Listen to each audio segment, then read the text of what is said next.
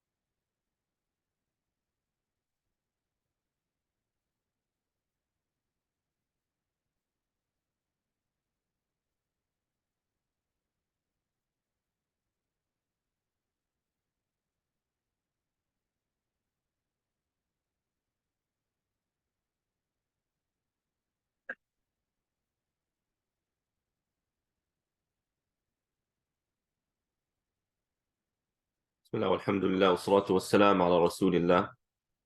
أما بعد, we're on page 217. If you could read, please. وهو قاهر.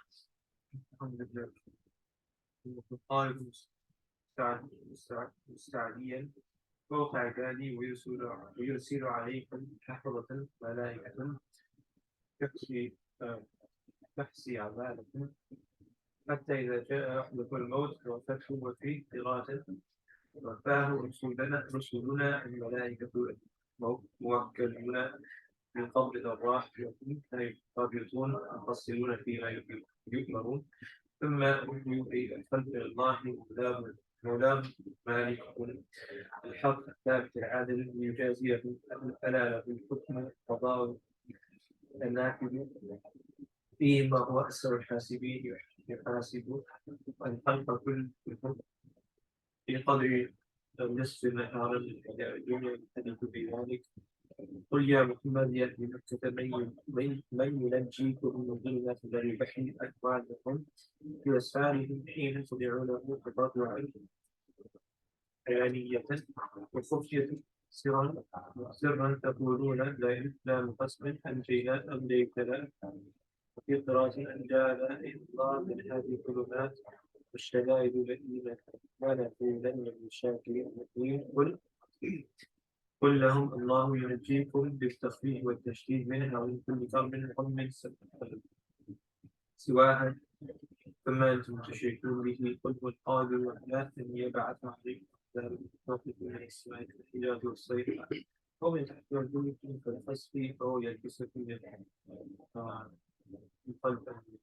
أو يلبسكم يخلطكم شيعا فرقا مختلفة الأهواء ويذيق بعضكم بأس بعض بالقتال. قال صلى الله عليه وسلم لما نزلت هذا أهون ويسر فلما نزل ما قبل قال أعوذ بوجهك رواه الصحيح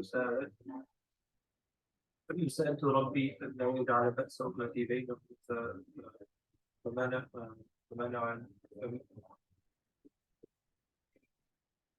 منع بها وفي حديث لما نزلت قال أما إنها كائنة ولم يأت تأويله بعد انظر كيف نصلي أبين لهم الآيات على قدرتنا لعلهم يفقهون يعلمون أن ما هم عليه باطل وكذب بالقرآن قومك والحق والصدق قل لو لست عليكم الوكيل فأجازيكم إنما أنا منذر وأمركم إلى الله وهذا قبل الأمر بالقتال لكل نبأ خبر مستقر وقت يقع فيه ويستقر منه عذابكم وسوف تعلمون التأكيد. So last time we began talking about وهو القاهر فوق عباده ويرسل عليكم حفظة. حفظة is plural of حافظ.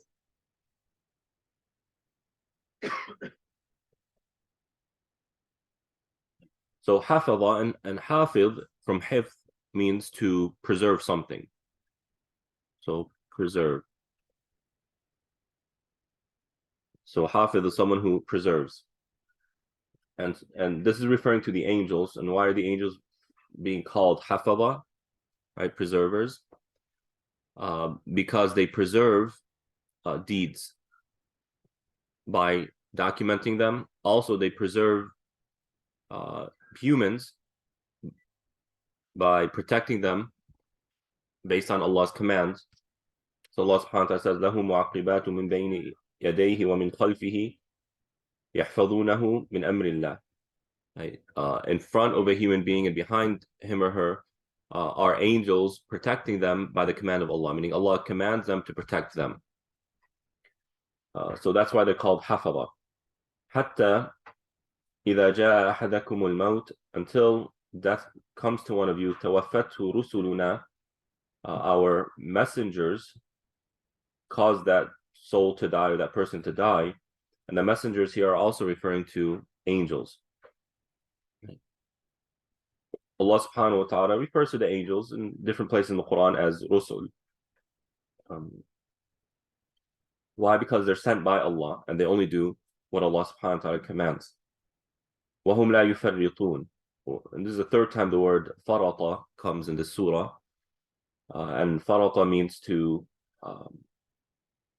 fail to fulfill something because of lack of effort or because of lack of competency, whatever it might be. Now, this verse is attributing death to the angels in general. And then in Surah Sajda, Allah subhanahu wa ta'ala says, قُلْ يَتَوَفَّاكُمْ مَلَكُ الْمَوْتِ, the angel of death in particular.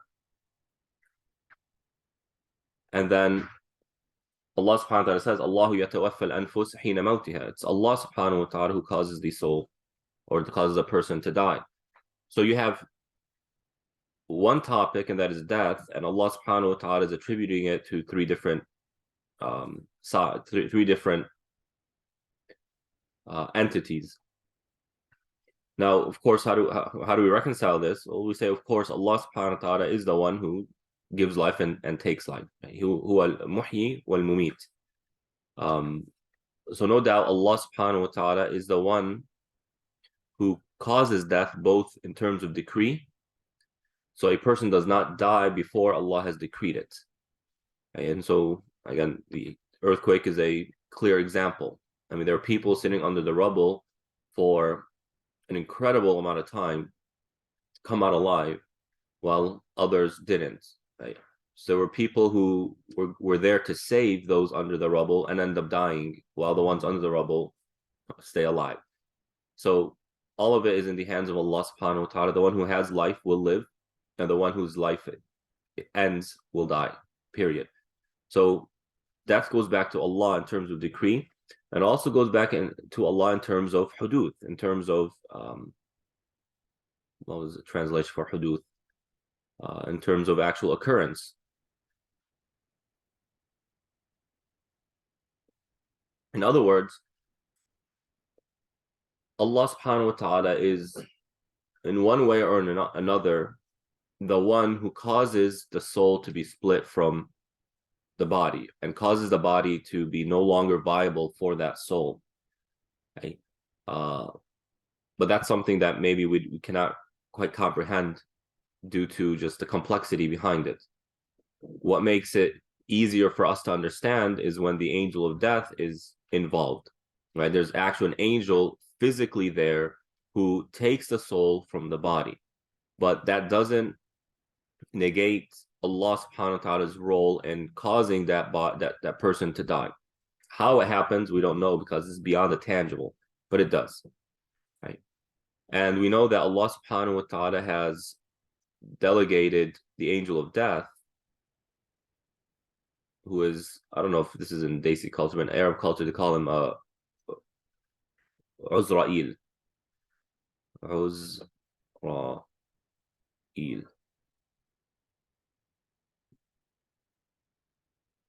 Right? This is probably coming from the Bible or previous revelation. We don't find it in Quran or Sunnah, but it's very loosely, he's very loosely called Uzra'il. So the angel of death is the one who Allah subhanahu wa ta'ala delegated to go and collect the souls. And it seems like his role is nothing more than taking the soul from the body. And then from there, the angel of death hands the soul off to these other angels that are mentioned in this verse. So we know that the Prophet ﷺ says that, oops.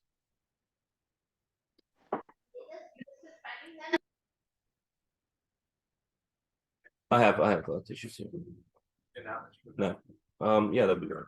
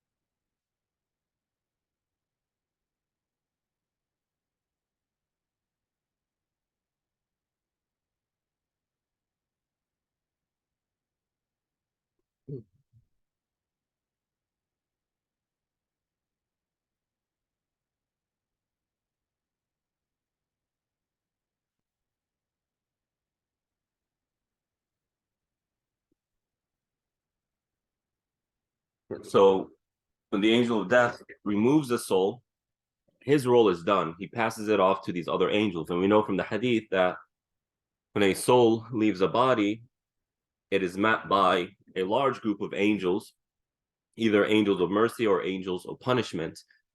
And when the soul leaves, those angels take that soul and ascend to the higher heavens. And then the whole hadith goes on. So this is how we reconcile between the three verses. Wallahu a'lam. وَهُمْ لَا يُفَرِّطُونَ. They don't mess up in this regard, right? It's not like what some people say, like some sects within Shiism say that Jibreel made a mistake and went to Muhammad instead of Ali. And this utter nonsense. No, they don't make mistakes. They can't make mistakes. It is not in their nature or their capacity to make mistakes. وَهُمْ لَا يُفَرِّطُونَ. A person will die at the exact millisecond they're meant to die, and the exact place they're meant to die. And it's said that Idris, alayhi salam, was decreed to die in the fourth heaven. And so the angel of death is looking at this like, fourth heaven? I mean, how's that going to happen? And then, I forgot the exact details of the story, but it just so happens that Idris went up to get some revelation or something like that. And the angel of death goes at the time when Idris is supposed to die in fourth heaven. He's like, you're here. Something along those lines. So this is how it happens.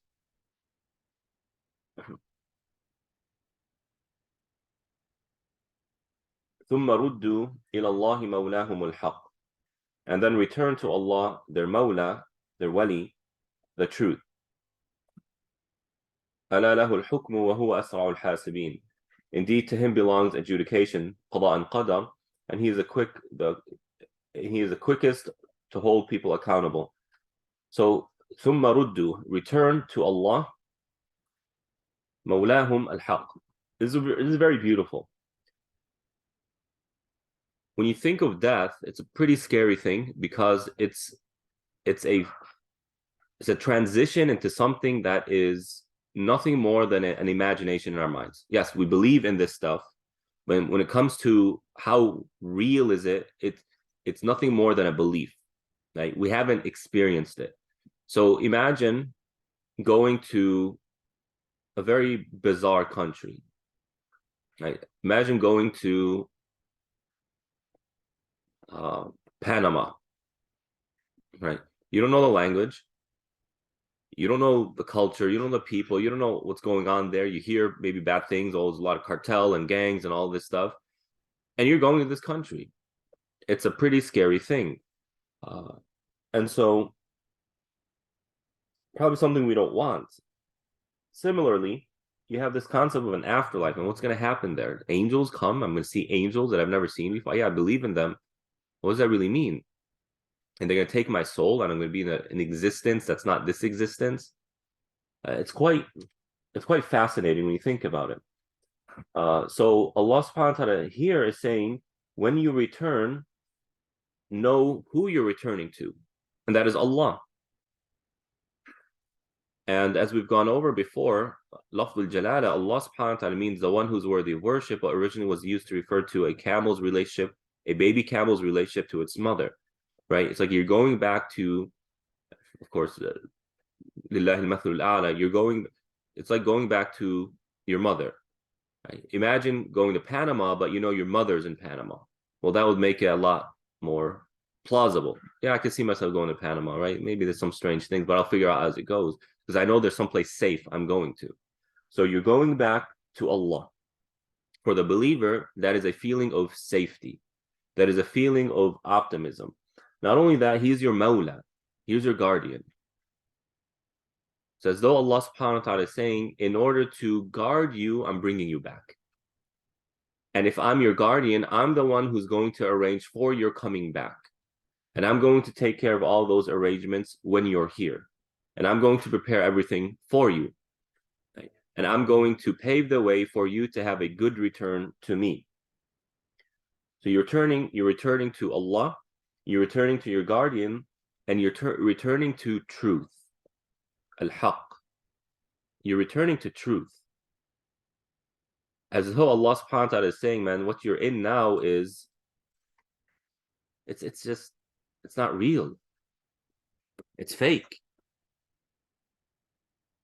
It's not worthy of you. You have someplace better to go. You're going back to the truth. You're going back to something better, something more powerful, something more real, something that puts you in reality and out of this false reality.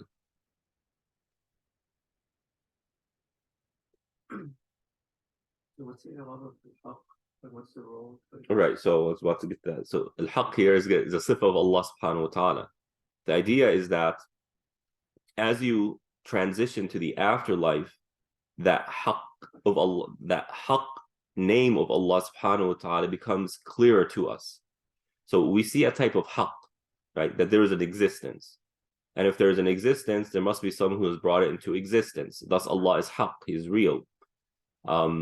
Also the universe communicates purpose to us. There's a purpose to this universe. It's the reason why Allah created it, right? And it goes back to Allah. So Allah is al-haq. But our ability to understand the true realities of things is very confined due to the limitations of this world. So we're going back to the truth in a sense that we're going back to something that is closer and nearer to Allah, who is the truth. And we human beings, we want the truth. We don't want lies. We want to live life for what it is, not an imagination of what we think it should be. So this is another way Allah subhanahu wa ta'ala brings that type of ease to the mind and the heart of the believer, and that you're going back to the truth, and that being Allah subhanahu wa ta'ala.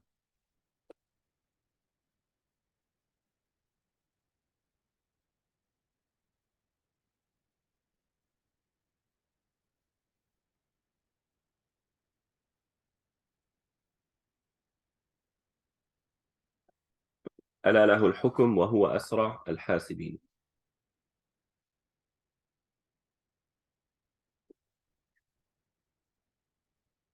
قل من ينجيكم من ظلمات البر والبحر. Say who will save you from the darkness of land and sea. تدعونه تضرعا وخفيا. You call upon him تضرعا. We went over the word تضرع. Here the author is saying علانية, meaning out loud, while خفيا from خفي, which means concealed.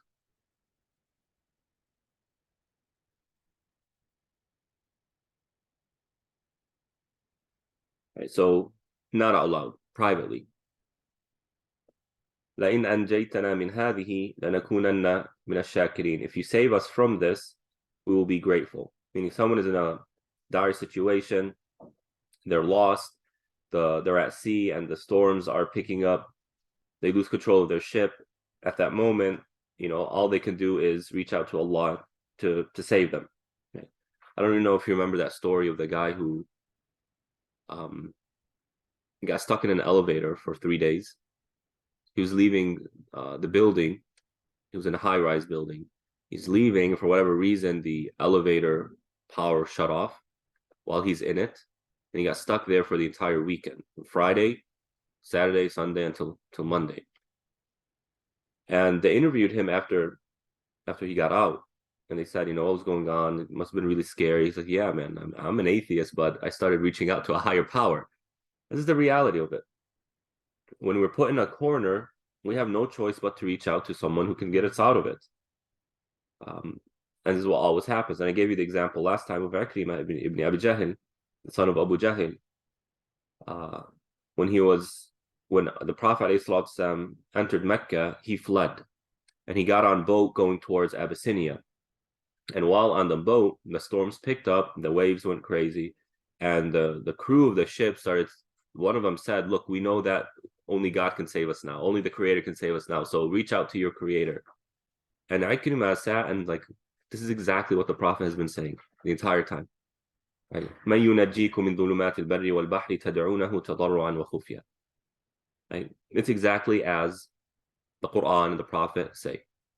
And so Ikrimah radiallahu ta'ala an says, he makes a deal with Allah. If you save me from this, I promise I'll go back to the Prophet and accept Islam. And that's exactly what happened. Allah saved him. He went back, accepted Islam, and he died a martyr in the Battle of Yarmouk radiallahu ta'ala an. If you save us, we will be among the grateful. قُلِ اللَّهُ يُنَجِّيكُم مِّنْهَا وَمِن كُلِّ كَرْبٍ ثُمَّ أَنْتُمْ تُشْرِكُونَ. Say Allah subhanahu wa ta'ala is the one who saves you from it and from every karb. Karb is a state of extreme stress / worry. It's a extreme level.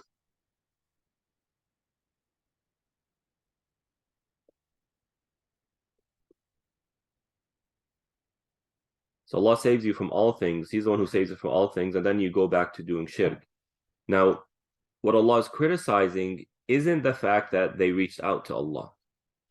Allah is criticizing that after being saved, they go back to their old ways. You just said we will be among the grateful.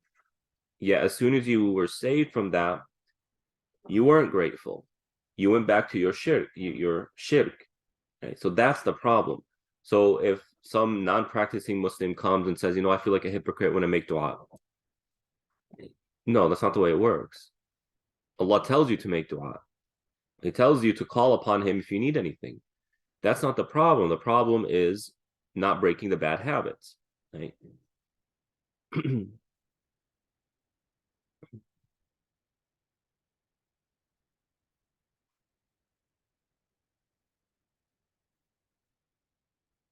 And a lesson for us is that whenever you're going through a difficulty, no matter how small or how large, you reach out to Allah subhanahu wa ta'ala. He's the one who saves you.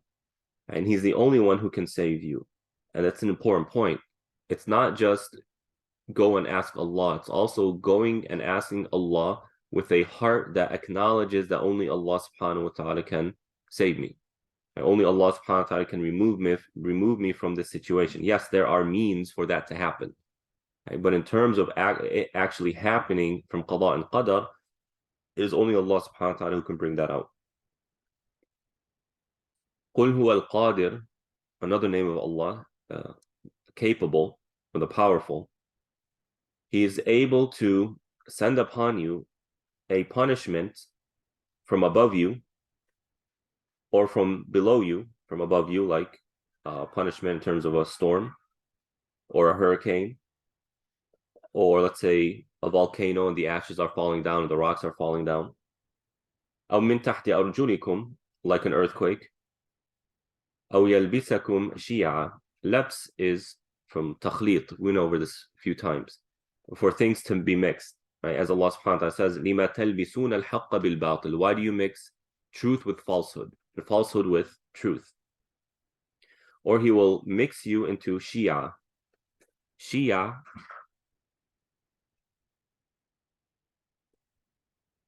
is plural of Shia. Yes, like the Shia, which means a group. So when they would say the Shia of Ali, they're pretty much saying the party of Ali, Ali's group. That's it. أَوْ يَلْبِسَكُمْ شِيَعًا. Allah subhanahu wa ta'ala will cause you to split into groups.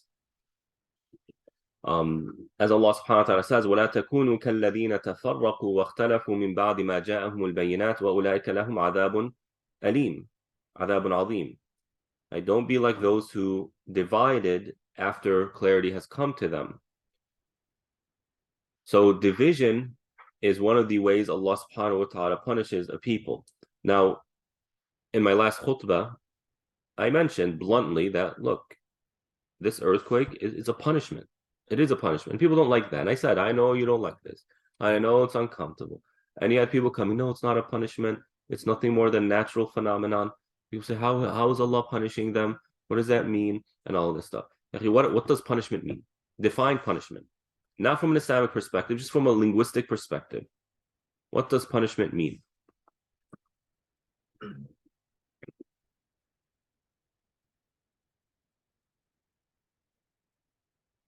for ourselves our sins, like something Allah does to, or something someone does to us because of our sin or something that we did, because of our oppression or the wrong or injustice we did. Punishment occurs when someone does something incorrect and then someone comes and disciplines them for that incorrect thing. That's a punishment, right? Okay. Allah subhanahu wa ta'ala makes it clear that no calamity happens except because of what we do. ما أصابكم من مصيبة فبما قدمت أيديكم. No calamity befalls except because of what you do. Right? ظهر الفساد في البر والبحر بما كسبت أيدي الناس. Chaos has manifested itself on earth because of what people do, right? Because of what humanity does. Here Allah subhanahu wa ta'ala is saying He's the one who's capable of sending upon you a punishment from above you or under you, or cause you to become sects and groups. Right? This is all punishment. When a small earthquake happened in Medina during the time of Umar radiallahu ta'ala, got on the pulpit and said, how quick are you all to go back to sinning? If it happens again, I'm leaving Medina. Right? They didn't start playing this madness. No, it can't be punishment. It's punishment. It is punishment. Right? As far as I'm aware, every single verse in the Quran and every single hadith that mentions earthquakes, it mentions it in a negative light and in the terms of punishment. Right? قد مكر الذين من قبلهم فأتاهم قد مكر الذين من قبلهم فأتى الله بنيانهم من القواعد فخر عليهم السقف من فوقهم. Allah subhanahu wa ta'ala, for the people before, Allah subhanahu wa ta'ala destabilized the foundations of their buildings, causing the ceiling to collapse on top of them. This is exactly what happened, right? But they're Muslims, and why would Allah punish them? What's the point of these children? If you know what's going on there, you understand, right? You understand. The point is not to judge them. The goal right now isn't for us to say you guys are sinners and Allah punished you. It's not the point. The point is to rectify ourselves, to take it as a lesson. If it happened to them, it can happen to us. That's the point, right? What I went to Turkey, right? And I mean I didn't just stay in the tourist areas. I mean I was in Turkey, in the suburbs. And I walked around malls of normal suburbs. And you can see the things, right? You can see how, number one, there's 50% of the population is secular, right? Number two, there are no shuyukh. There's no da'wah. There is no da'wah. There's no one doing amr bil ma'ruf and nahi an munkar. No one. People just go about, right? There's alcohol being sold in like huge grocery stores. You have people, as far as I heard, you have people drinking alcohol, smoking, and wearing hijab in Ramadan, right? And these types of things. Again, the goal isn't to judge them and look down upon them. That's not the point. The point is to take the lessons so we benefit ourselves, so that we grow, so that we repent and our hearts change, right? As I'll get to in just a second. But a punishment occurs when the two things need to happen. One, widespread sinning.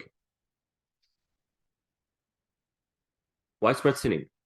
I'm not talking about small sins. I'm talking about major sins. Widespread. Right? And number two, and I think this is really the key, there is no commanding good and forbidding evil.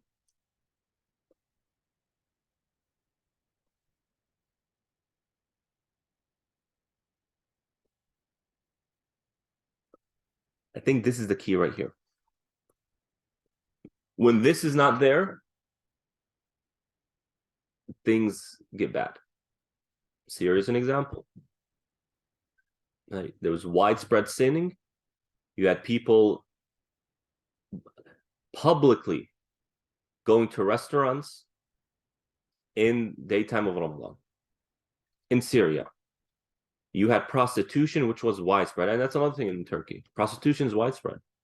No one does anything about it. You'll have a prostitution ring in a civil apartment building. And it's known to the people there, the tenants. And if you go and say, hey, let's go and complain to the company, right, to management. No, we don't want to. No, it's not none of our business. What do you expect to happen? Right? But if there's amr bil ma'ruf and nahy an munkar, then that, inshallah, with time will continue to gain grounds and it will cause a change without the need for this massive calamity. Right? And Allah subhanahu and the Prophet والسلام, or Aisha radiallahu ta'ala anha asked, Ya Rasulullah, أَنُّهْلَكُ وَفِينَا الصَّالِحُونَ, are we going to perish when there are righteous people among them? What was the Prophet's response? Naam idha kathura al-khabath. Yes, if corruption becomes widespread, that's what happens. There was no one righteous from the victims of the earthquake. Of course there were. There's no one righteous in Syria. Of course there are. But what's the balance? This is just a reality. And again, the point isn't to go and judge them. The point is to judge ourselves and to realize that when you have a generation that's becoming increasingly embracive of all these isms and these lifestyles that are anti-Islamic, that should scare us. It should. When you have a hijabi lady who wears proper hijab, going about and saying ridiculous things, that's scary. Right? And that needs to be addressed in a healthy way. Now, it has happened. The earthquake has happened. Do we start saying, oh, you all were punished? The reason why it happened is because of the sins. But the reason why Allah allowed it to befall the believers is so that it becomes a mercy. Right? So what happened, the way we see it now, is that Allah had mercy on them through this calamity. But the calamity came, why? Because of the sins.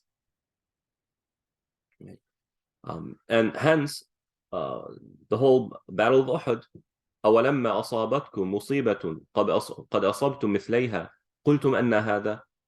When a calamity befell you, you said, what is this? Or why would this happen to us? What did Allah say? He said, قُلْ هُوَ مِنْ عِنْدِ أَنفُسِكُمْ. It's your fault. You disobeyed. Right? You disobeyed the Prophet ﷺ's command. فَلْيَحْذَرِ الَّذِينَ يُخَالِفُونَ عَنْ أَمْرِهِ أَنْ تُصِيبَهُمْ فِتْنَةٌ أَوْ يُصِيبُهُمْ عَذَابٌ أَلِيمٌ. Be cautious. If you go against the commands of the Prophet ﷺ, then a fitna could befall you, or a painful punishment. So they lost the battle of Uhud due to the sins of some. And that was a calamity for them. But we also know that Allah allowed that to happen so that the rahmah comes down in a way that maybe it wouldn't have come down. Right? So hence when you hear people, the shuyukh, saying don't say it's a punishment, it's not a punishment, it's a mercy from Allah, that's half the story. Let's just be honest, it's half the story. Right? Yeah, now we see it as a mercy from Allah. And the efforts to alleviate the stress of these people is also a sign that Allah is making it into a mercy for them. Because Allah wouldn't put this effort in our hearts and this motivation in our hearts except that He wants to bring that good for those people. So that's Allah's mercy for them. So it's a mercy for them now. But it happened, why? Because of the sins. Right. Now people come and say, well, what about the kuffar and these disbelievers? Look there's more sinning happening in America. Why don't we see these calamities? Right? The earthquake happened in 2019. It was almost as powerful, 7.1, but not nearly as much damage, not nearly as much chaos and destruction. And to that, I say two things. One, there is an amount of amr bil ma'ruf and nahy an munkar going on in America. There is an amount. You have Muslims, you have Christians, and you have Jews speaking out against the things that are going on publicly. Right? Do we agree or disagree with that? There is an amount. I don't think that's going on in Turkey. I don't think it is. I don't think it was going on in Syria. So there's an amount of amr bil ma'ruf and nahy an munkar. Number two is that there's also the scale of adil. Adil, in a sense that when you put the effort, you reap the reward. In America, when it comes to making a building, how many laws and permits do you need to construct a building? A tremendous amount. It's extremely frustrating. You need permits from the city, you need permits from the fire department, you need permits from the engineer, you need blueprints, you need engineers, you need construction workers, you need all these things to build a building. Why? So that it meets standards. And then since they put the hard work and the effort to build something good, when an earthquake happens, it is part of Allah's adil to reward that. See what I mean here? Right. And then who said that there's no punishment happening in America? It's because an earthquake doesn't happen, or when an earthquake happens, it doesn't cause mass destruction. Doesn't mean there's anything else going on. Look at the division within the country. Look at the economic strains. Look at the illnesses in this country. I mean, everyone's seen sick. Everyone has some sort of sickness, either some sort of health problem, some sort of mental problem. There's all these huge sicknesses. Everyone is sick, man. It's weird. The solution of the family. You have all these school shootings, the suicide endemic. Isn't that all forms of punishment? It is.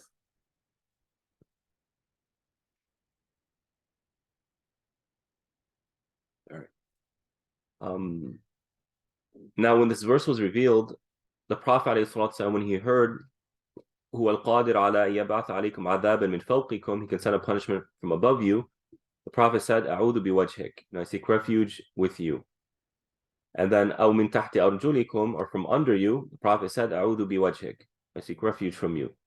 Or to cause you to become groups, ويذيق بعضكم بأس بعض, and cause you to afflict harm to each other. The Prophet ﷺ said, هذا أهون وأيسر. This is easier and less damaging. And this has been the problem of the ummah, division. We were currently facing that, and it's caused a lot of problems.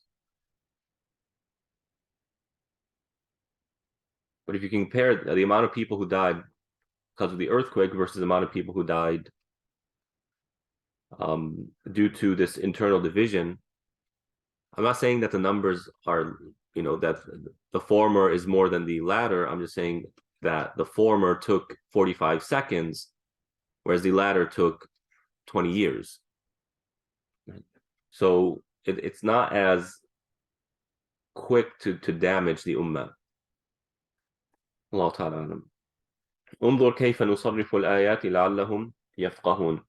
Look at how we give a variety of verses so that they can understand. وَكَذَّبَ بِهِ قَوْمُكَ وَهُوَ الْحَقِّ, and your people rejected it, even though it's the truth. قُلْ لَسْتُ عَلَيْكُمْ بِوَكِيلٍ, say, I haven't been sent upon you as a wakil, as someone who's responsible for determining your affairs or forcing you to submit. لِكُلِّ نَبَإٍ مُسْتَقَرٍ, for every information is a mustaqar. Istaqarra means for something to take root and to take its place, so to speak. So the naba is the punishment. For every punishment or for every qada and qadar is an appointed time. وَسَوْفَ تَعْلَمُونَ, and you will surely come to know. Here the Prophet ﷺ is being told to distance yourself from the qada and qadar. Let your people know that it's not you, right? It's not you who is responsible for victory, for winning, or for progressing maybe that's not the best word. You're not the one responsible for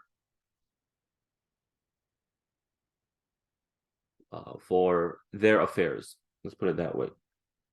Rather, you're sent as a messenger. You take care of your job. Now, I find this pretty interesting because not only is it a theological point, but I think that it's also a psychological point as well. And that is this concept of how can you how can you truly be the best? And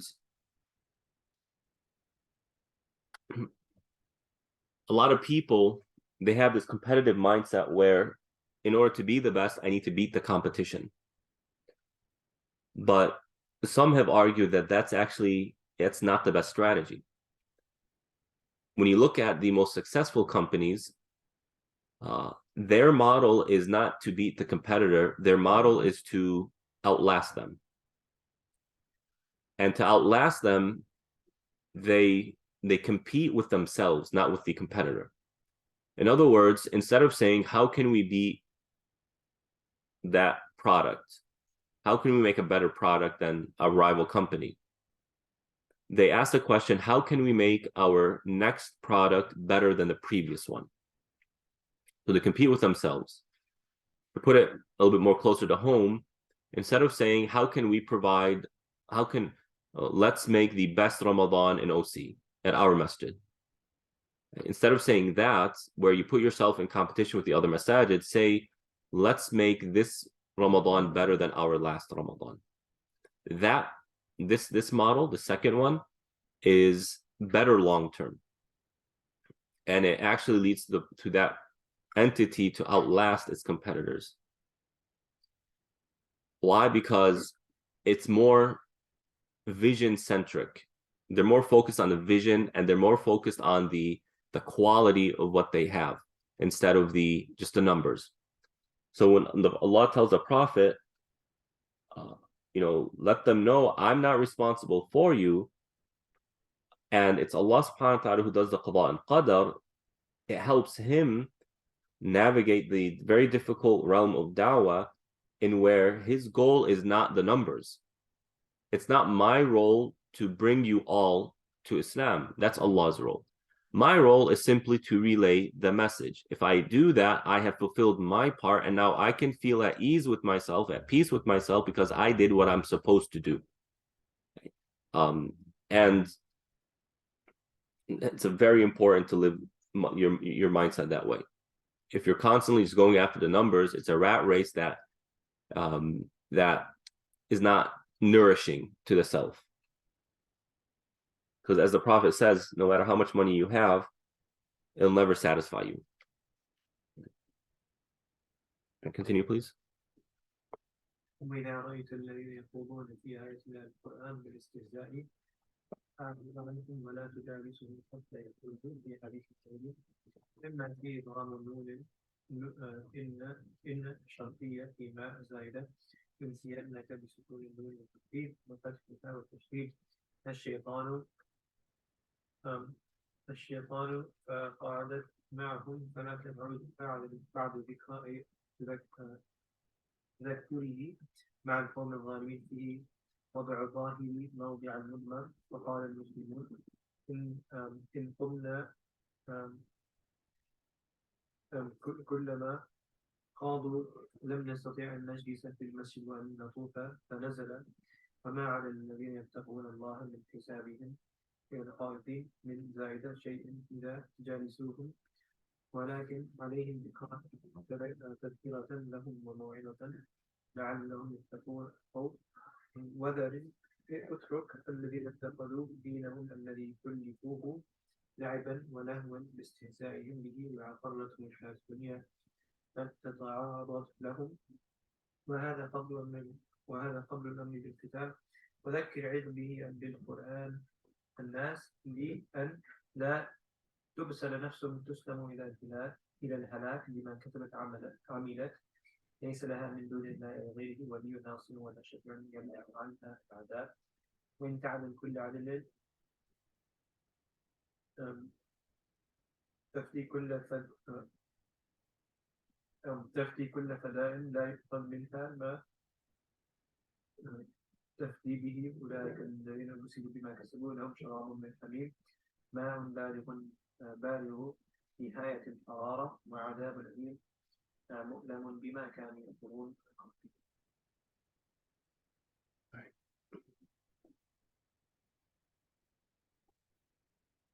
وإذا رأيت الذين يخوضون في آياتنا, الخوض is conversation that is mockery based.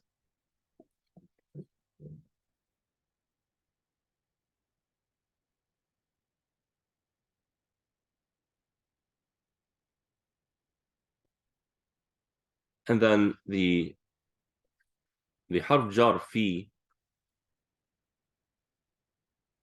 right?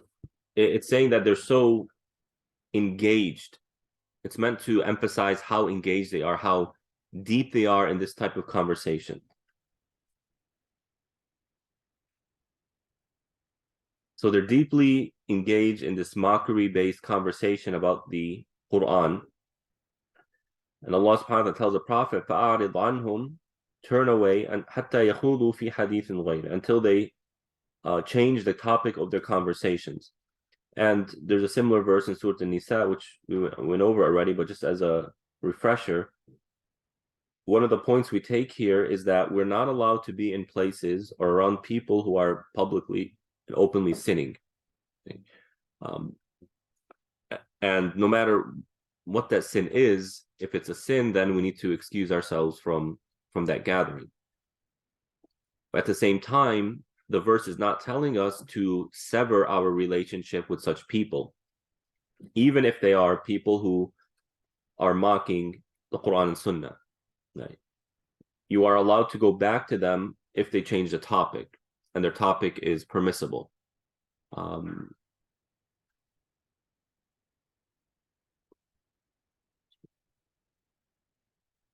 So Islam doesn't endorse this strategy of severing one's ties with people, no matter who it is. Rather, Islam will teach us that you have room to create space between you and someone else, or to bring them closer. And it's very important for life, because you will come across people who, you're clearly not on the same page with each other, but they're a relative. What do I do? You have to ask yourself the question: what can you do? Right? What can you do with this person? You, as a practicing Muslim, should always have the goal of bringing people closer to Allah subhanahu wa ta'ala. You have to ask your question, and you have to honestly answer, what kind of a personality are you? Are you an influencer? Do you have the ability to influence other people, or not? Right? If you are an influencer, then you probably want to bring them closer. Right? You want to bring them closer to you. But if you're not that type, then you probably want to keep a distance between you and them, so that you don't become influenced by them. The idea is Islam doesn't sever ties with people, no matter who those people are. Rather, it allows us space to critically think and determine, how much space do I want between me and someone else. وَإِمَّا يُنْسِيَنَّكَ الشَّيْطَانِ, and if the shaitan causes you to forget, meaning you're sitting with people and they're doing a sin, and you forget this verse, you forget this ruling, that you have to leave that environment, or you forget that what they are doing is a sin. Right? You're sitting down, people are backbiting, and you forgot that, hey, you know what, this is not allowed, and then you remember. Now here Allah subhanahu wa ta'ala attributes the forgetfulness to the shaitan, right? In a sense that the shaitan wants us to forget the things that are harmful to us, so that we fall into it. And so it might not be the fact that you actually forgot that the thing is a sin, but rather you were distracted from reminding yourself that it's a sin.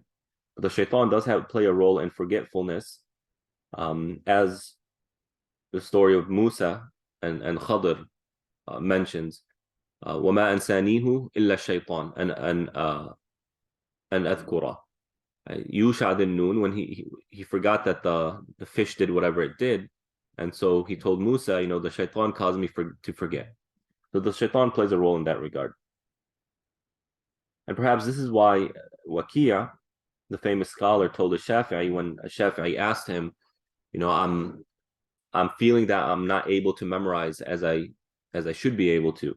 And Waqi'a told him, leave sinning, because Allah, the nur of Allah, the light of Allah, meaning knowledge, won't be given to a heart that has darkness in it, meaning sins. So perhaps when a person has more sins or has more darkness in their heart, that means the shaitan has more influence over that person and thus is able to cause him or her to forget more. Allahu a'lam. فلا تقعد بعد الذكرى مع القوم الظالمين. So don't sit with the unjust people, the wrongdoing people, after you remember. So you forgot, and then you remember, then continue and apply that verse.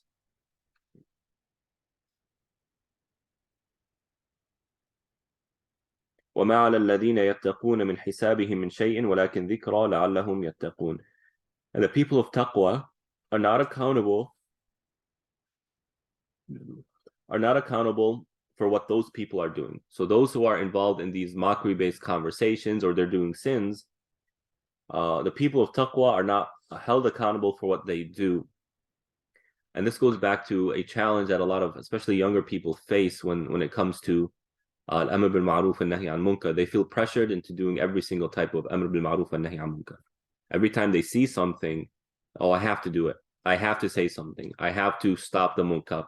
And if I don't, that means Allah is going to hold me accountable. Allah subhanahu wa ta'ala here is saying that you're not accountable for their sins. Right? And getting up and leaving is a type of amr bil ma'ruf and nahy an munkar, at least for yourself, right? Because as the hadith says, you have to do it with your heart. And that's an obligation upon everybody. Plus, it's noticeable. I mean, people realize, when this guy got up, why do I keep you on? This person got up as soon as we started talking about this. Oh, why did he do that? Oh, because he thinks we're wrong. So that's a type of amr bil ma'ruf and nahy munkar. ولكن ذكرى, rather, it's meant to be a dhikra, a reminder for those people, لعلهم يتقون, so that they acquire taqwa. So in these two verses, Allah is giving us a lot of the foundational principles when it comes to amr bil ma'ruf and nahy an munkar. We're not allowed to be around people who are sinning.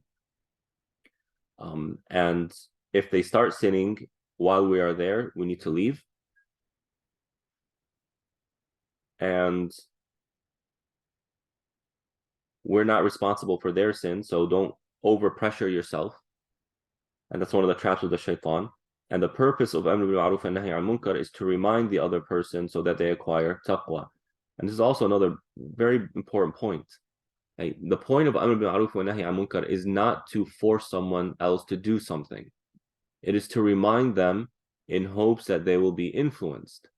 So the strategy that we're so accustomed to of amr bil ma'ruf and nahy an munkar, where you have some grumpy guy, right? This old man who just going around and pointing everything out.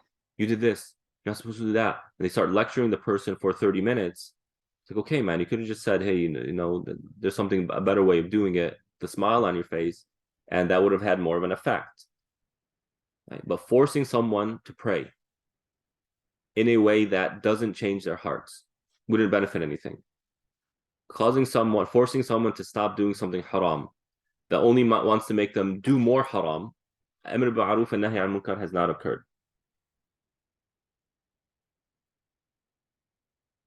وَذَرِ الَّذِينَ اتَّخَذُوا دِينَهُمْ لَعِبًا وَلَهْوًا وَغَرَّتْهُمُ الْحَيَاةُ الدُّنْيَا. Dhar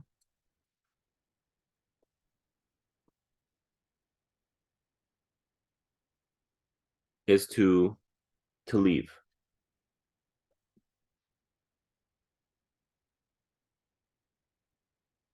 So وَذَرِ الَّذِينَ,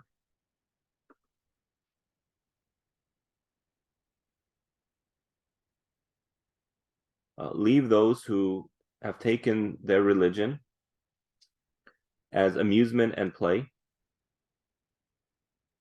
Now, their religion is referring to the religion of Quraysh. Right? So leave those who have made their religion, meaning the Qurayshis have made their religion that they're practicing nothing more than la'ib and lahu, play and amusement. Such as the way they do tawaf. They do tawaf while whistling and clapping like a concert. They're enjoying themselves. And every ritual becomes into some sort of festivity. And there's some sort of fun to have. There's some sort of amusement that's undertaken. وَغَرَّتْهُمُ الْحَيَاةُ الدُّنْيَا, and this world, this life has deceived them. وَذَكِّرْ بِهِ, and remind them using the Quran. أَن تُبْسَلَ نَفْسٌ, تُبْسَلَ from أَبْلَسَ, or I'm sorry, from أَبْسَلَ. which I believe means to cut off. الإبلاس المنع or to prevent. ومنه هذا عليك بسل. So تبسل from إبلاس or أبلس, no, أبسل from أبسل means to prevent. And تبسل نفس, to cause oneself to prevent oneself. But here the author's saying تسلم إلى الهلاك, cause it to perish. So they remind them with the Quran so that they don't cause themselves to perish because of what they have, because of their actions. بما كسبت, because of their actions. ليس لها من دون الله ولي ولا شفيع. It does not have, the ha here is returning to nafs.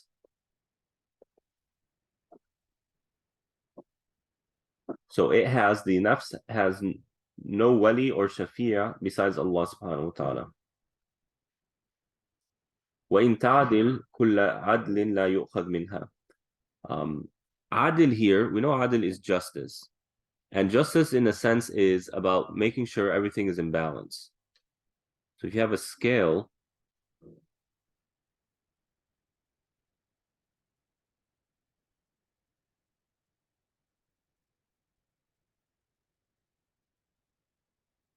right? So you have a scale here, and this side is going a little bit down, and the other one's high.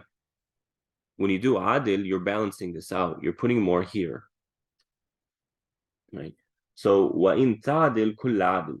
If the person tries and balance their book of deeds, like, لَا يُؤْخَذْ مِنْهَا, it won't be accepted from them. So no matter how much they try and throw ahead or put for themselves on a day of judgment, there's nothing they can do to balance out their situation. لا يؤخذ منها, it won't be accepted from them. أولئك الذين أبلسوا بما كسبوا. These are the people who have prevented themselves because of what they have done. لهم شراب من حميم وعذاب أليم بما كانوا يكفرون. Sharab is a drink from hamim. Hamim is something that is extremely hot. And if a person is drinking something that's extremely hot, that means their innards are being affected. Right? The pain is from inside. وَعَذَابٌ أَلِيمٌ, and a painful punishment is a painful punishment from the outside. So this is an extremely descriptive, an extremely painful description of hellfire and the punishment.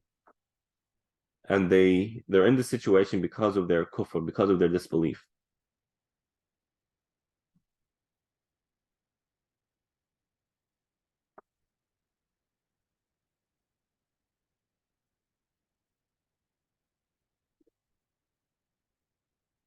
And it's interesting because the punishment Allah is providing here is from the inside and the outside. And earlier Allah says they've taken their religion as la'ib and lahu. La'ib, play, is something you do with your body, and lahu is something that you feel, right? It's the entertainment, feeling entertained.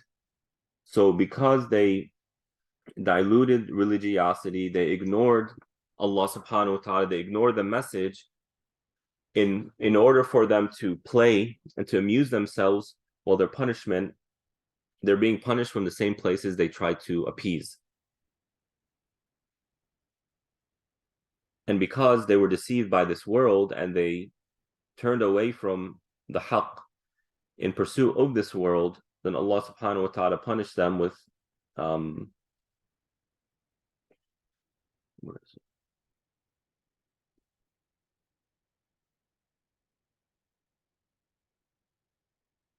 I just completely lost my chain of thought. Oh yeah, that no matter how much they try and present, they try to sacrifice on a day of judgment from their worldly things, it's not accepted from them. وَإِن تَعْدِلْ كُلَّ عَدْلٍ لَا يُؤْخَذْ مِنْهَا. Allahu a'lam. Any questions? Give me 1 second. I'm really thirsty.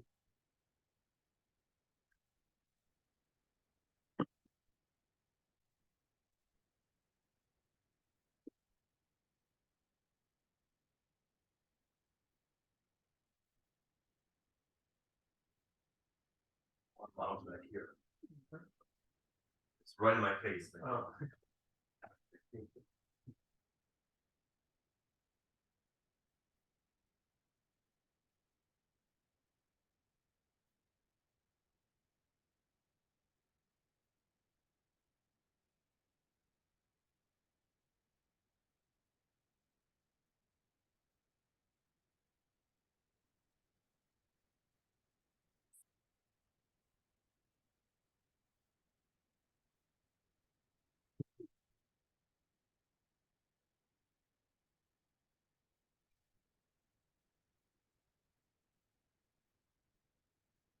Can you read, please?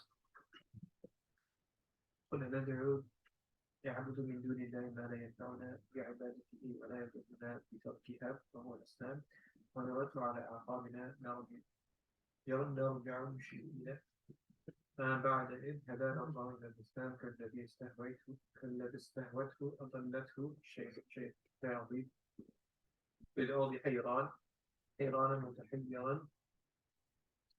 متحيرا لا يدري أين يذهب هل من الهاء أو حال من الهاء له أصحاب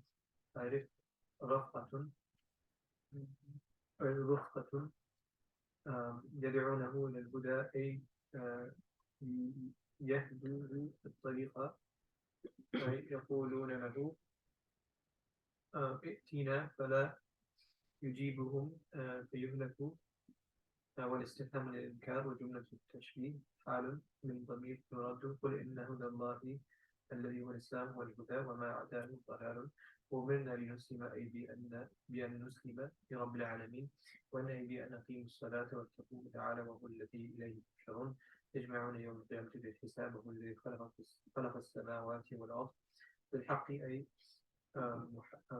حقا واذكر يوم يقول للشيء كن فيكون ويوم القيامة يوم يقول للخلق قوموا فيقومون قوله الحق الصدق الواقع لا محالة وله الملك يوم ينفخ في الصور القرء النفخة الثانية من إسرافيل لا ملك فيه لغيره لمن الملك اليوم لله عالم الغيب والشهادة ما غاب وما شوهدوا وهو الحكيم في خلق الخبير بباطن الأشياء كظاهر قل أندعو من دون الله ما لا ينفعنا ولا يضرنا. Say, should we invoke besides Allah what cannot benefit us and what cannot harm us? We went over the principle benefit and harm, right? And just to refresh our minds, the idea is that a human being will not commit him or herself, will not become invested in something, will not worship something unless there is a belief that that thing can benefit them and or harm them or protect them from harm, which is a type of benefit.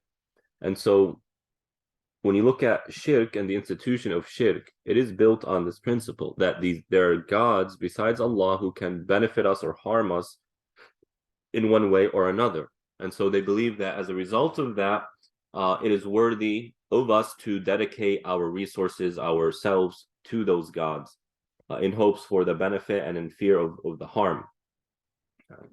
But the way it becomes institutionalized in societies of shirk is through these fairy tales and these stories. There needs to be something that goes on to attract the human being to this thing, or else we're simply not going to do it. And this is just across the board.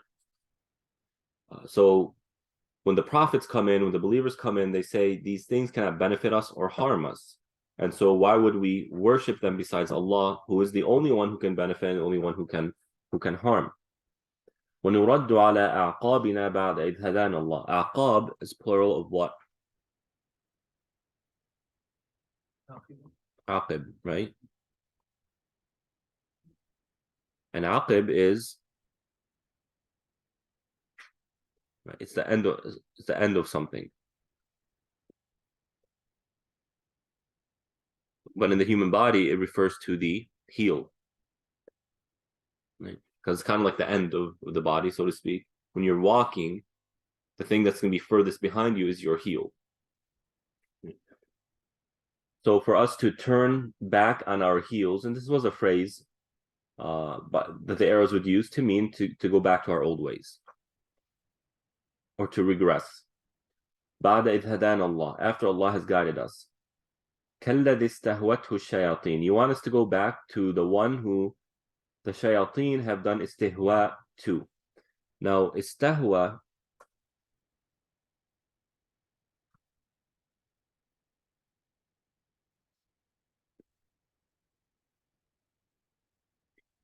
the prefix here is to cause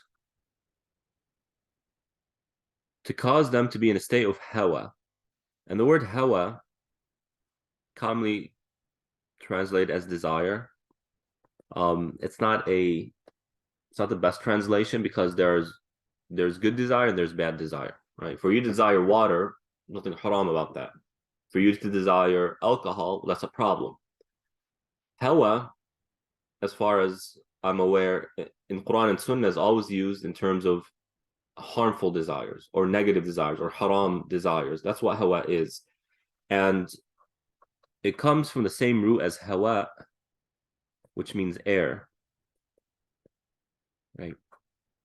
As though there is some sort of similarity between hawa, air, which is empty, so to speak, like physically, it doesn't take space, it's just kind of there.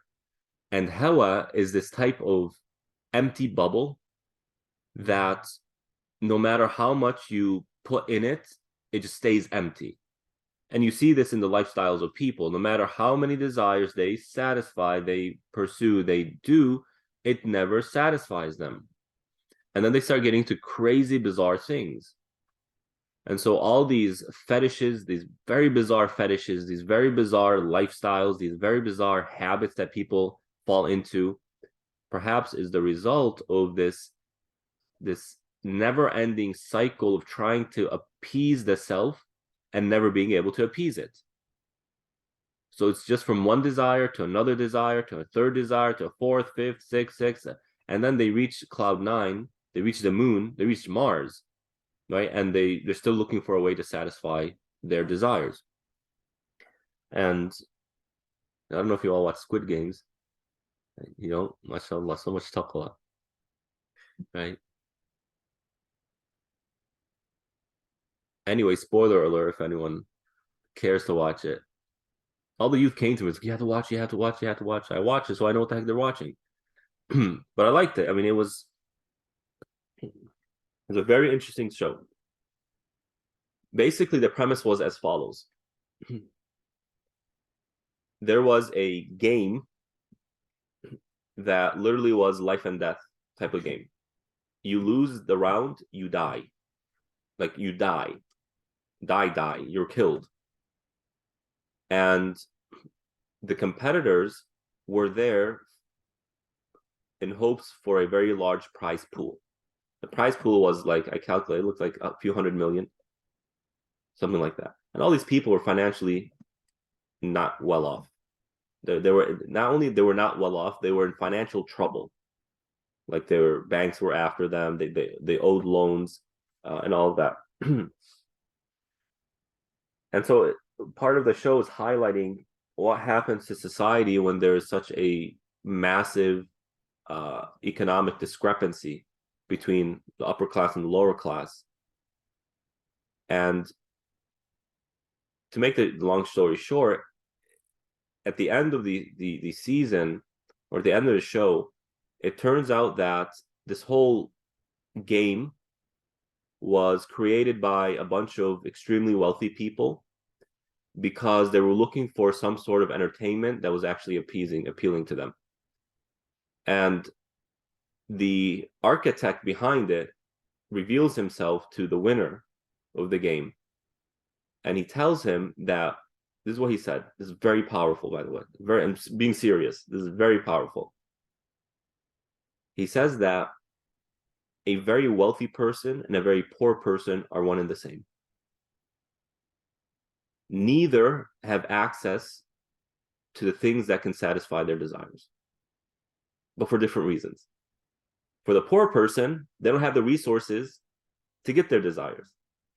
For the very wealthy person, because anything we put our hands on is ours, it loses its flavor. It's no longer good. It doesn't feel like anything. We could buy a bunch of boats, it just doesn't feel good. What's the big deal? Right? And so it's a huge fitna. It's a very huge fitna, both sides. And the Sharia points to both. The Prophet ﷺ says, I'm not afraid of poverty for my ummah. I'm afraid of what? Of you all having so much money. That's a reality. And Umar radiallahu ta'ala said, if poverty was a person, I would kill it. So there are two major fitnas. And, I sit and think of these youth who grow up in a very wealthy family. Their father is very wealthy.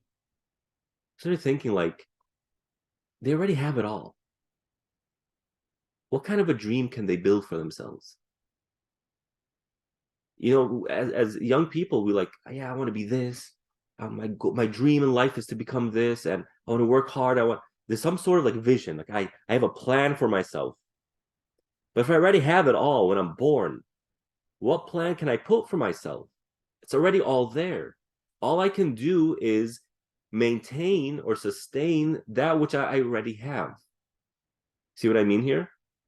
And that's less interesting than actually trying to have a goal and build it for yourself and try and get there to reach that goal.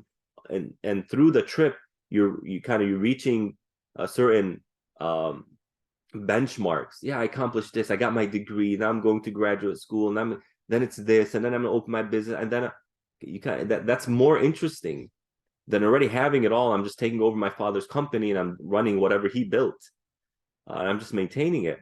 So it's a really big fitna. The idea here, going back to istihwa, is this concept of hawa, this bad desire. It's like air. You breathe it, but I mean, is it really what's keeping you alive? Air, we need it to stay alive biologically. But is a person really alive just because they're breathing air? Absolutely not. How many people wish death for themselves because from how crummy their life is? They're breathing air. They have as much access to air as we do here. Yet, it's like day and night. So the shayateen try to do istihwa to humans, meaning they try to cause them to fall into their hawa, into their desires. And the term yahwi, also coming from this, means to fall, to be in a state of free fall. As Allah subhanahu wa ta'ala says, حُنَفَاءَ لِلَّهِ غَيْرَ مُشْرِكِينَ بِهِ وَمَنْ يُشْرِكْ بِاللَّهِ فَكَأَنَّمَا خَرَّ مِنَ السَّمَاءِ فَتَخْطَفُهُ الطَّيْرُ أَوْ تَهْوِي بِهِ الرِّيحُ فِي مَكَانٍ سَحِيقٍ أَوْ تَهْوِي بِهِ الرِّيحُ. The air causes them to free fall into some sort of far place. And when you say free fall, right, when you're falling, imagine yourself falling in the air. You have extremely limited control over where you're going and how fast you're going and what direction you're going. Unless you're some sort of skilled parachuter. Other than that, I mean, you're in a state of just fear. I have no control. And not only that, there are, as the verse says, أَوْ تَهْوِي بِهِ الرِّيحُ. The wind is blowing them to some far place. They're not going, at least they're not even going to where they want to go. They think they're going. They're looking down, they see one place, and the wind is blowing them some completely different place. So there are externalities that are affecting where this person is going. And that's the reality of hawa. One of the clearest things that enslaves celebrities is popular opinion. a celebrity, in order to remain popular, needs to remain popular in popular opinion or in people's opinion. And so you have very famous people or people who are very famous in the 90s who you probably don't even know their names. Like Martin Lawrence. You guys know who Martin Lawrence is? No, right? It was extremely popular when I was growing up. He had his own show, Martin. Right? It was kind of like the not as good version of Fresh Prince. Martin Lawrence is no longer popular, even though he was huge when I was growing up. Will Smith is popular, but that's because he stayed popular in the eyes of the public. So they're slaves to public opinion as they are slaves to their contractors. They had to sign these contracts. And I believe last time I mentioned Dave Chappelle and how he pointed this stuff out. He's like, look, man, you sign these contracts, you become a slave to them. They will make you do what they want you to do. And if you say anything that goes against them, they will cut you off, right? They will take everything from you. That's how the contracts are structured. So you have this wind that's blowing them. They think they're going to something good. They're looking down and say, okay, well, this is where I'm going. And the wind comes, it blows them somewhere completely different. And so they're just in a constant state of free fall. And what's causing them to enter this state is their hawa, and it's the shayateen who are calling them to their hawa. And not only that, they are in a state of hira. Hayran, hira, and hira is confusion.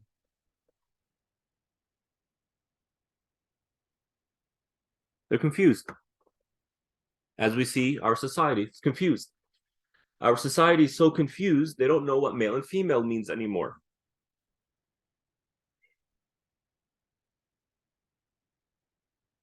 Our society is so confused, they see animals as a better option than children.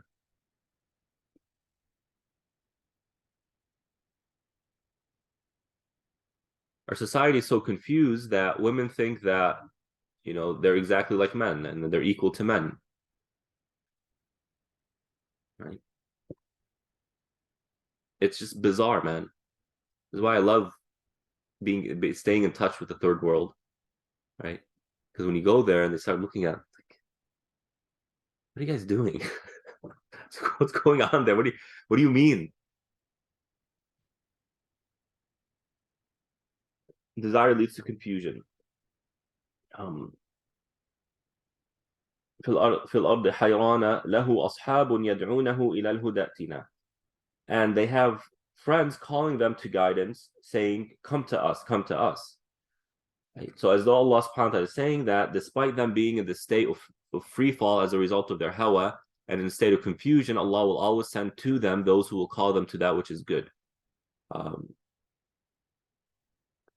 قُلْ إِنَّ هُدَى اللَّهِ هُوَ الْهُدَى. Say that Allah's guidance is the true guidance. Here it's saying, إِنَّ الْهُدَى إِنَّ هُدَى اللَّهِ هُوَ الْهُدَى. هُدَى اللَّهِ هُوَ الْهُدَى. And then in Surah Ali Imran, قُلْ إِنَّ الْهُدَى هُدَى اللَّهِ. What's the difference?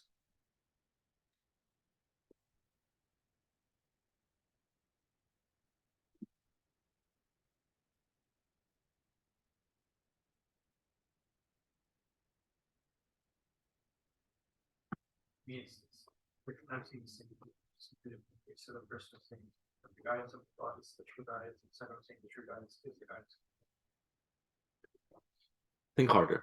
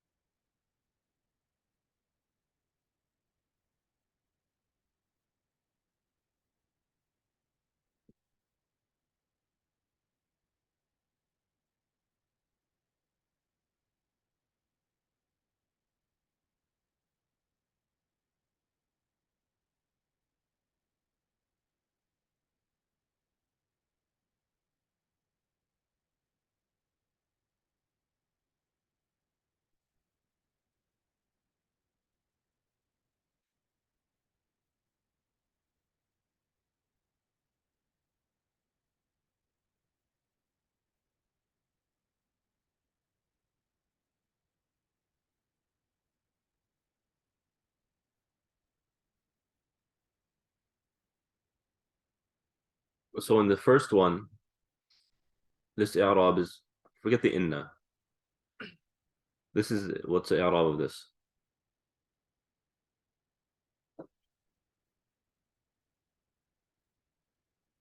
Forget inna. So, all the sentence structure is a bit, it's changed. Also, should have been al-huda huda Allah. The khabar What is it? the khabar was made muqaddam. So you're saying this is the khabar? No, it's not. It's mubtada. This is damir what? Al-fasl, right? Nice. Or we can say this is the khabar. Mubtada khabar, and then this is the khabar. This jumla ismi is the khabar of the mubtada, right? Let's just say this is the khabar. Now here in the second one, this is mubtada, and this is the khabar, right? So in the first one, the huda is the khabar, whereas the first one, the huda is the mubtada. And the khabar, the role of the khabar is to do what?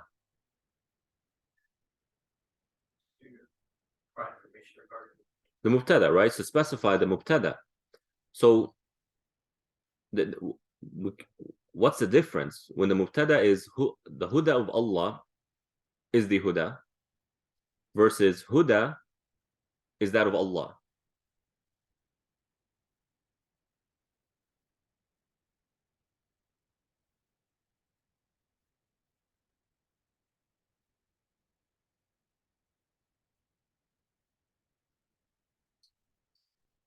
Yeah. So we're saying here in the first one, the huda of Allah is the only proper huda, right? Proper in a sense of practicality. So imagine a blueprint, right? In order to build a building, you need a blueprint. You draw the blueprint out, you build it, right? Someone 10 years later comes and looks at the blueprint and starts looking and saying, you know what, this is inefficient. This could have been done another way.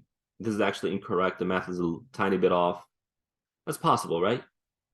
So this blueprint provided some guidance, but it also provides some misguidance. When Allah says, Huda Allah huwa al-huda, it's as though it's saying that the blueprint of Allah is the only blueprint that provides you with 100% accuracy. Right? Second one, on the other hand, is saying al-huda huda Allah. It's as though it's saying the only acceptable huda is that of Allah. The only huda that's truly valid is the one that comes from Allah.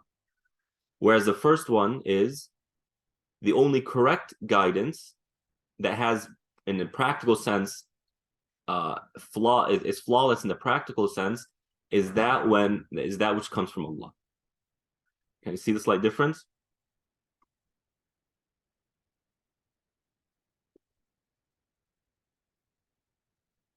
So when Allah here is saying inna hudallahi huwal huda, the guidance of Allah, the blueprint of Allah is the best guidance, or the only practical one.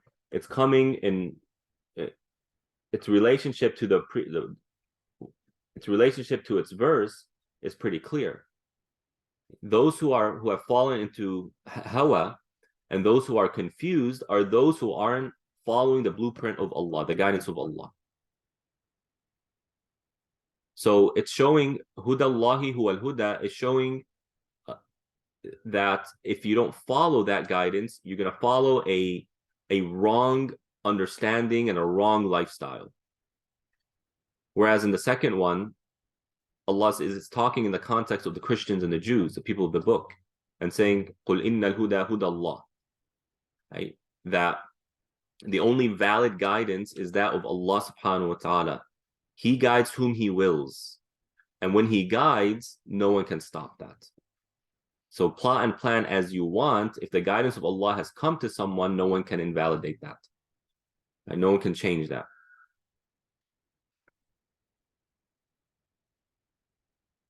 وَأُمِرْنَا لِنُسْلِمَ لِرَبِّ الْعَالَمِينَ. We were commanded to submit to the Lord of the universe. So guidance begins with submission. When a person submits, that's when the guidance begins to enter their heart. And through that submission, we spare ourselves from the istihwa. And remember, the people who are following their hawa are following a lifestyle of freedom. But it's freedom to do things. And it's that freedom to do things is what caused them to fall into that state of istihwa, right? That free fall. Whereas the believers, وَأُمِرْنَا لِنُسْلِمَ لِرَبِّ الْعَالَمِينَ, we were commanded to submit to Allah.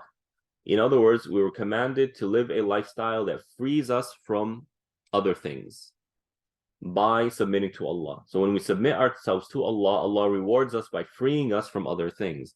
And that makes perfect sense, because what is freedom other than what is submission other than confinement?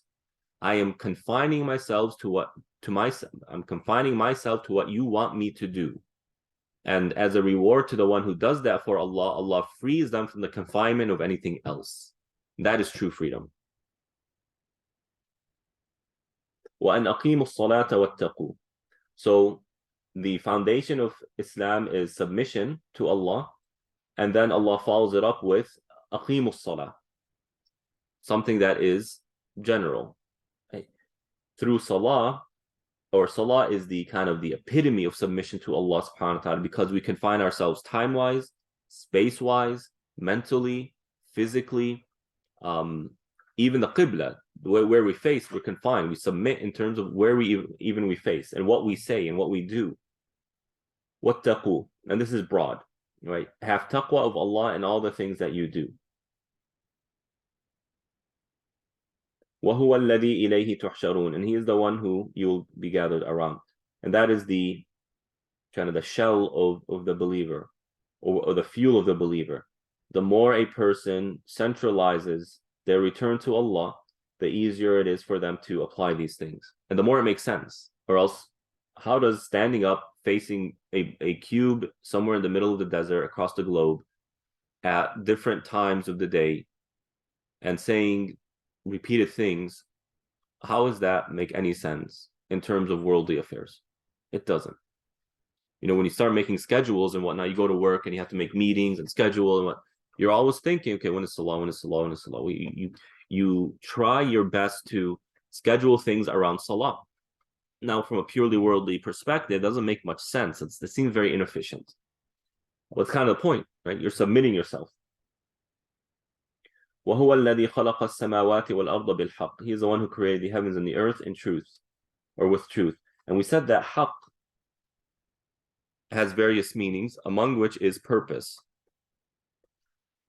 When Allah says He created the heavens and the earth in truth, it means in purpose, with purpose. There's a reason why He created these things. وَيَوْمَ يَقُولُ كُنْ فَيَكُونُ. And on the day He says, be, and it is, meaning He tells the creation to recreate itself. That humanity will come back to life after being dirt. قَوْلُهُ الْحَقِّ. His word is the truth. وَلَهُ الْمُلْكِ. To Him belongs sovereignty. يَوْمَ يُنْفَخُ فِي الصُّورِ. On the day when the horn is blown. We know the horn is referring to the horn that Israfil blows to initiate the day of judgment. عَالِمُ الْغَيْبِ وَالشَّهَادَةِ. The knower of the unseen and the known and the apparent. Shahada is that which you can be shahid upon, you can testify to, that you saw it, you engaged it. وَهُوَ الْحَكِيمُ الْخَبِيرُ. Subhanah. Hakim is known, and Khabir is the well-acquainted, the one who knows the most nuanced details and the most intimate of details.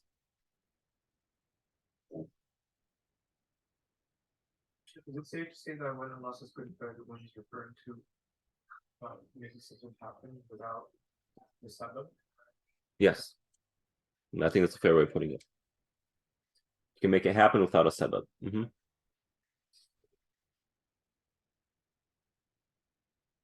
All right, we can take a break, inshallah, and we'll come back.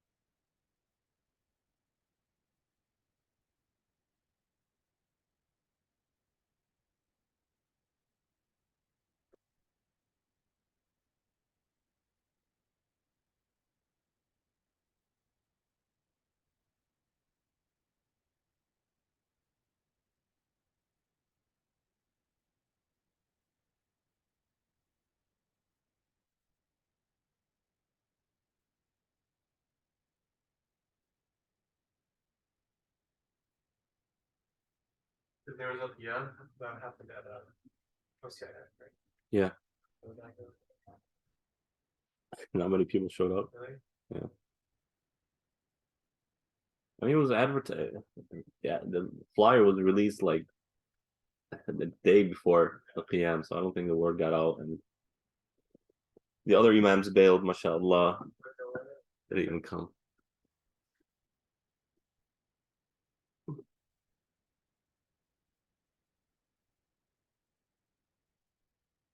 You guys have like the prayer. Yeah.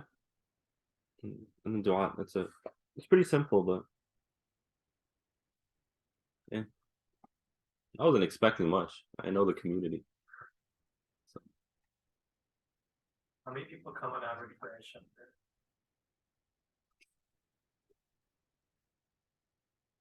I don't know. It really depends on the day of the week. Maybe 30. Okay. Well, it was more before Rahma Center opened. Rahma Center doesn't get too many people. No, but those people used to come to OCIF, so they're like half the number.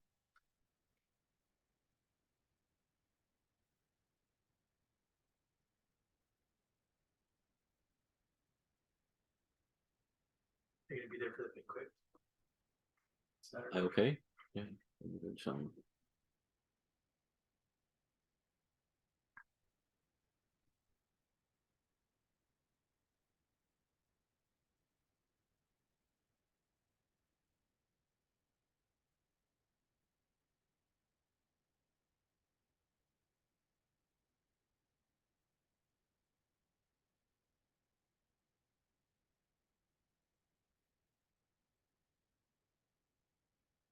When you were studying Arabic in Jordan, like different grammar, what book were you guys Um, my university didn't really have or at least my major didn't have a Nahu track. But outside of the university, I studied a Tuhfa Siniya and not Tuhfa Siniya. Yeah, Tuhfa Siniya al Ajrumiyya, and then Mutammimat al Ajrumiyya, and I studied Alfiyat ibn Malik.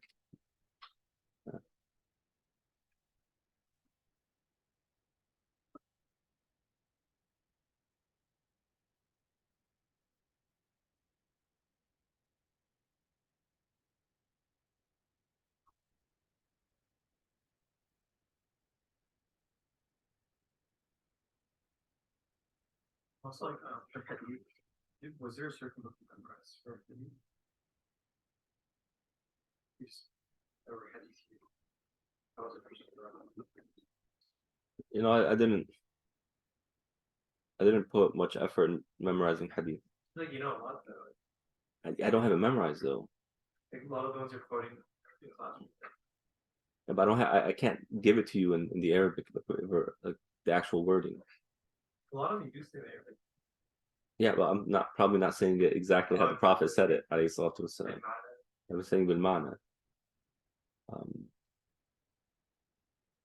Yeah, I mean, I studied all of Muslim. You know, when you just read the books, they're quoting a hadith a lot.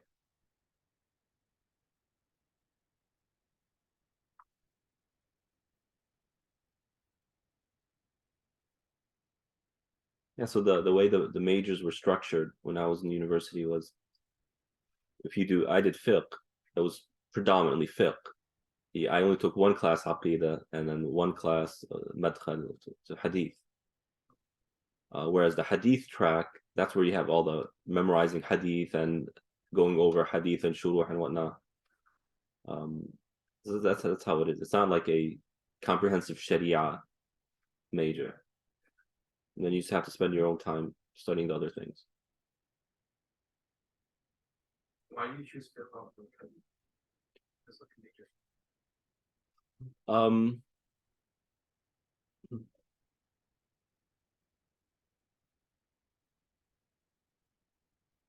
trying to remember.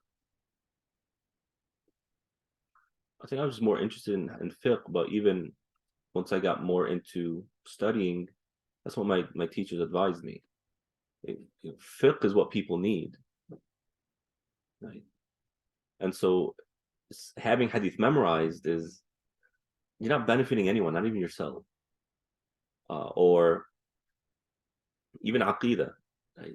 You're not really benefiting many people by knowing the debates between the Atharis and the Ash'aris and the Jabris and the Qadri. No one asks these questions. They don't. They come to you and say, Shaykh, is this halal or is this haram? I did this in Salah. Is that okay? That's where the majority of it is.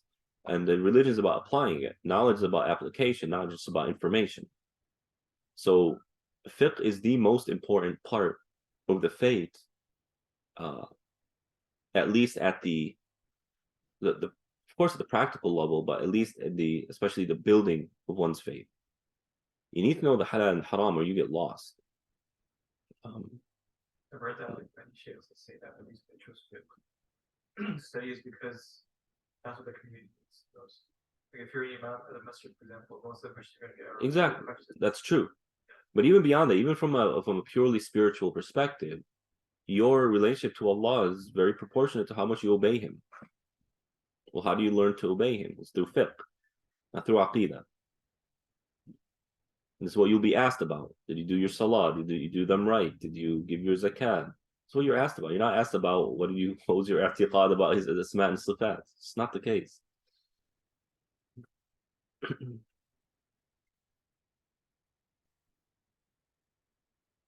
All right, Bismillah. You continue reading, please. واذكر قال إبراهيم الذي أسرته لقبه واسمه تاريح فتتخذ أصناما آلهة تعبدها استفهام التوبيخ إني أراك وقومك باتخاذها في ضلالة عن الحق مبين بين وكذلك ما أريناكم الإضلال أبي وقومي نري إبراهيم ملكوت ملك السماوات والأرض يستدل به على وحدانيتنا ويكون المسلمين بها وجملة المتبارك وما بعدها اعتراض وعطف على قال لما جدنا أفضل عليه الليل وأعطيتنا إلى الزهرة قال لقومي الزهرة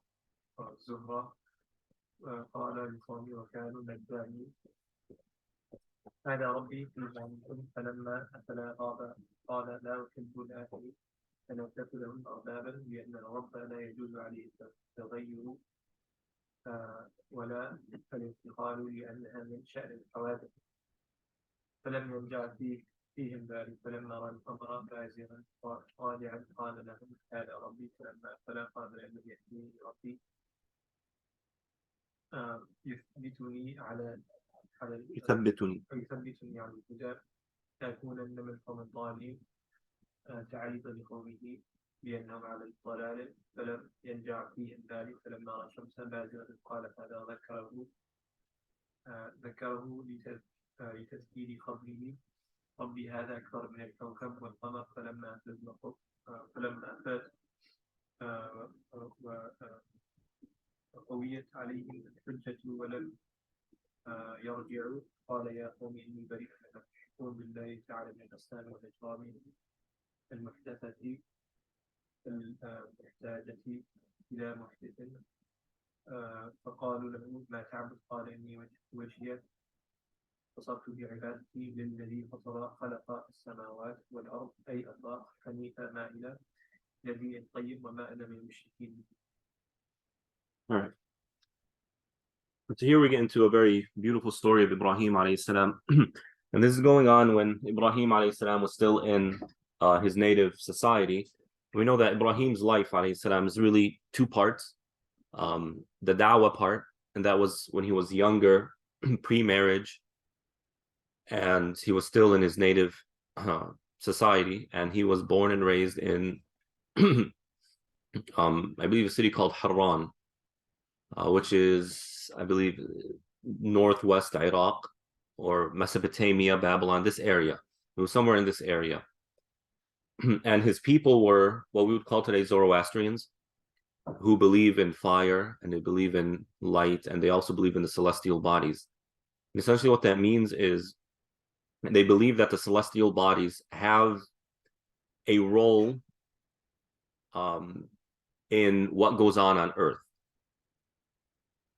So they worship these celestial bodies, and they created statues which were meant to represent those celestial bodies. Now you might say, okay, well, why would they go out of their way to make statues to represent these celestial bodies when they can see those celestial bodies? Well, we human beings, we have a desire to be near the things that we love. And it's hard for us to grasp the non-tangible. So we try and make things tangible so that we feel closer to it, hence statues. Right? So They made these statues to feel this closer connection. You hear this from people, by the way, from Christians, for example. Yeah, we depict Jesus so that we feel nearer to him. Yeah, we don't do that stuff. And we don't need a physical depiction of our God to feel near to him. There are other ways we feel near to him. Anyway, they made these statues. And of course, there's also the money to gain out of it because you could sell these statues and everyone wants one and makes you feel good. It's popular. You can decorate them. Right? So there's also business behind it. Now, what led them to believe in this? What led them to believe that the celestial bodies play a role in the events that occur on Earth? My guess is that it was through observations. It's through observations. Maybe your ethnicities, I don't know how it is in the Desi community, but in the Arab community, there are phrases in terms of weather patterns. Right? That's Ab Lahab. August is Lahab, is fire. It's really hot. And like gather your olives when this happens, some sort of weather thing. So anyone who observes weather patterns, they can probably make some pretty decent conclusions, right? Oh, it's getting a little bit windy. That means the weather the upcoming days is going to be colder, or maybe we'll get some rain.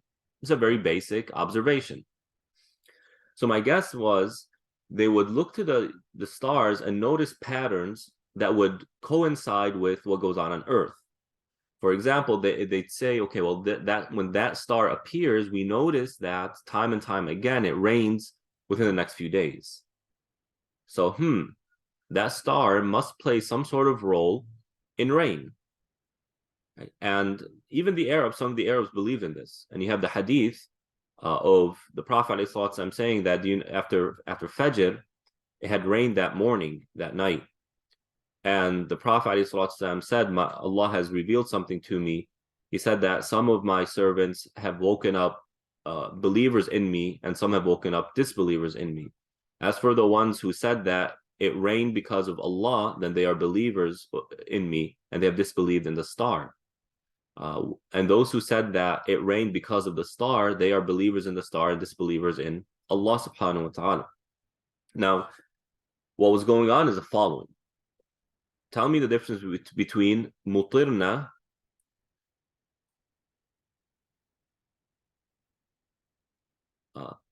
bin naw is a star, versus mutirna fi an-naw.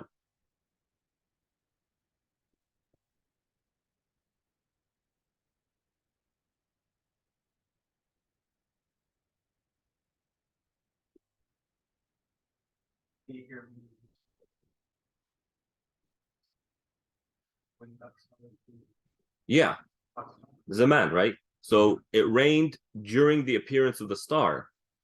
Well, now what's bin naw?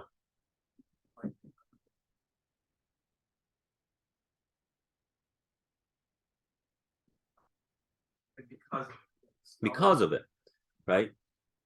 This first one is a statement of kufr, whereas the second one is a statement of science. Nothing wrong with the second one. The problem is the first one. And when I say because of the star, what I mean by that is, or what is meant by that is that it's the star that caused the rain, independent of Allah's qada and qadar. This is the shirk that happens, and this is what's happening in the time of Ibrahim alayhi salam. It started off as a valid scientific observation. Islam doesn't deny that there are factors that influence the patterns on Earth. Right? The earthquake happened, according to the prevailing theory, because of plate tectonic movements. That's what caused the earthquake. But that earth did not move, according to Muslims, except that because Allah willed it to move or caused it to move. It didn't move independent of that will of Allah subhanahu wa ta'ala. So this is how Islam reconciles between science and theology. This is where Christianity failed. They couldn't reconcile between the two. They didn't know how. Islam did. Allah, he creates means for things to happen. Right? That's a science. But he is the one who puts everything in play, thus it goes back to him. And number two, he's the one who causes it to happen one way or another. So, when I was looking at these videos about this earthquake, and they were giving the science behind the plate tectonics, they were saying that Turkey is probably the most volatile place for earthquakes, because the plate that Turkey is on is small. It's actually a micro plate, and it has three major plate tectonics around it, and they're pushing in opposite directions. So the Arabian plate was pushing, which is the one that it had friction with, it's pushing it north, while the another plate is pushing it south. Right? So the tension's built on both sides, going two different ways. And the scientist was saying that this earthquake was long overdue. You know how to talk about the big one here in California? They always say it's long overdue. What do you mean by long overdue? If it's working purely based on science, there's a system it follows. It's not going to be long overdue. It's just going to happen when the equation says it's going to happen, but it doesn't. So why is it long overdue? Why did it happen at that particular moment? Well, there are reasons for that. We say it goes back to the will of Allah, the qadr of Allah, to show us that these things happen because of Allah, not because of the plate tectonics and their movement. Right? So the shirk of the people of Ibrahim was not that they made scientific observations. Right? It's not their claim that when something happens in the atmosphere, it has an effect on someplace else or something else. Their shirk was, they said these things happen independent of Allah, as though they are their own gods. That's the problem. And Ibrahim's father was someone whose profession was to carve and create these idols which were worshipped besides Allah. That was his business. So Ibrahim alayhi salam here, and more so in Surah Maryam, Allah depicts his conversation with his father. And here Allah says, وَإِذْ قَالَ إِبْرَاهِيمُ لِأَبِيهِ آزَرَ. And remember when Ibrahim told his father Azar. Now, this created a lot of confusion among the scholars, because Ibrahim's father is named in the Torah, and his name is Tarih, as you see here. And if you ask a Jew or a rabbi, what is the name of the father of Ibrahim, they're going to say Tarih. So scholars are sitting there looking, okay, Allah's calling Ibrahim's father Azar, and the Torah is saying it's Tarih. What's the deal? And some scholars have said the following: Li abihi, his father, meaning his uncle. He told his uncle, whose name is Azar, while his father's name is Tarih.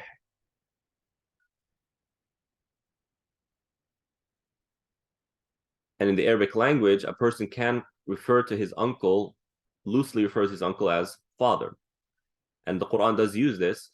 قالوا نعبد إلهك وإله آبائنا إبراهيم وإسحاق إبراهيم وإسماعيل وإسحاق إلها واحدا. Right? Yaqub is telling his children, who are you going to worship after me? And they say, we're going to worship your God and the God of our fathers, Ismail. Ismail is their uncle. It's not their father. However, I think there's a more interesting opinion. What does the word Azar mean?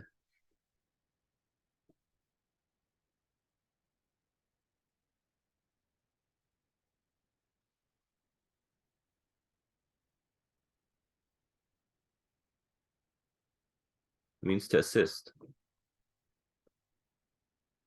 To assist, to help. Azartuhu. I helped him. What does Tarih mean? To assist. So perhaps Allah just translated the name from Aramaic or whatever the language is to Arabic. So he's talking to his father here. أتتخذ أصناما آلهة. Now, here you have the sentence أتتخذ أصناما آلهة. Is this the basic sentence structure, or is there rearrangement?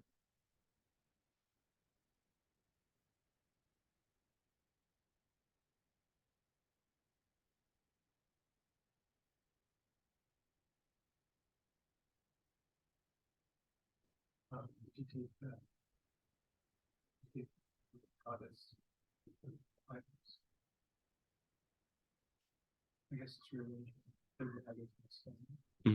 Right? It should be, or not should be. The basic would be أتتخذ آلهة من أصنام, or أصناما if it's Arab is تمييز, right? أتتخذ آلهة أصناما. That's how it should be. It's flipped. Why is it flipped?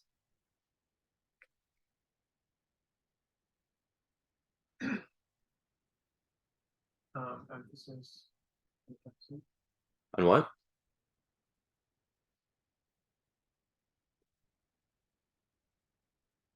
To emphasize that you took them as idols. No, I don't quite understand what you're saying. He took them as idols?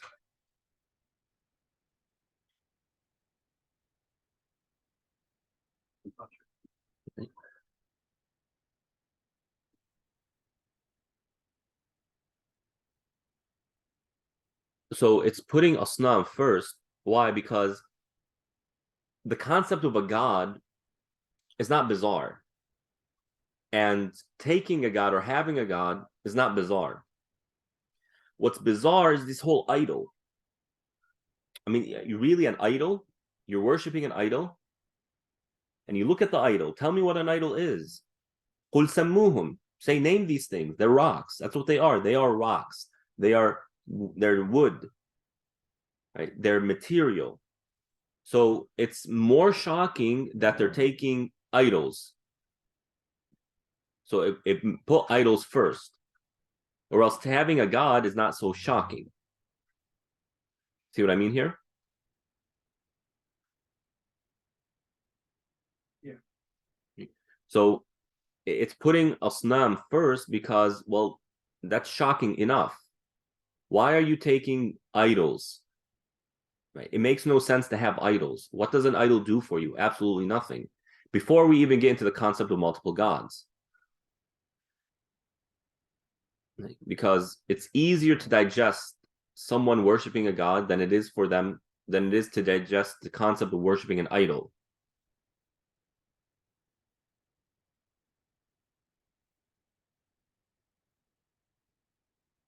Let me put it this way. Right? We worship Allah subhanahu wa ta'ala. Some people come and they want to take symbols like the blue eye and whatnot. Now, let's take this blue eye. People hang this blue eye in their homes, in their cars and whatnot. Why? Under this belief that it absorbs the evil eye.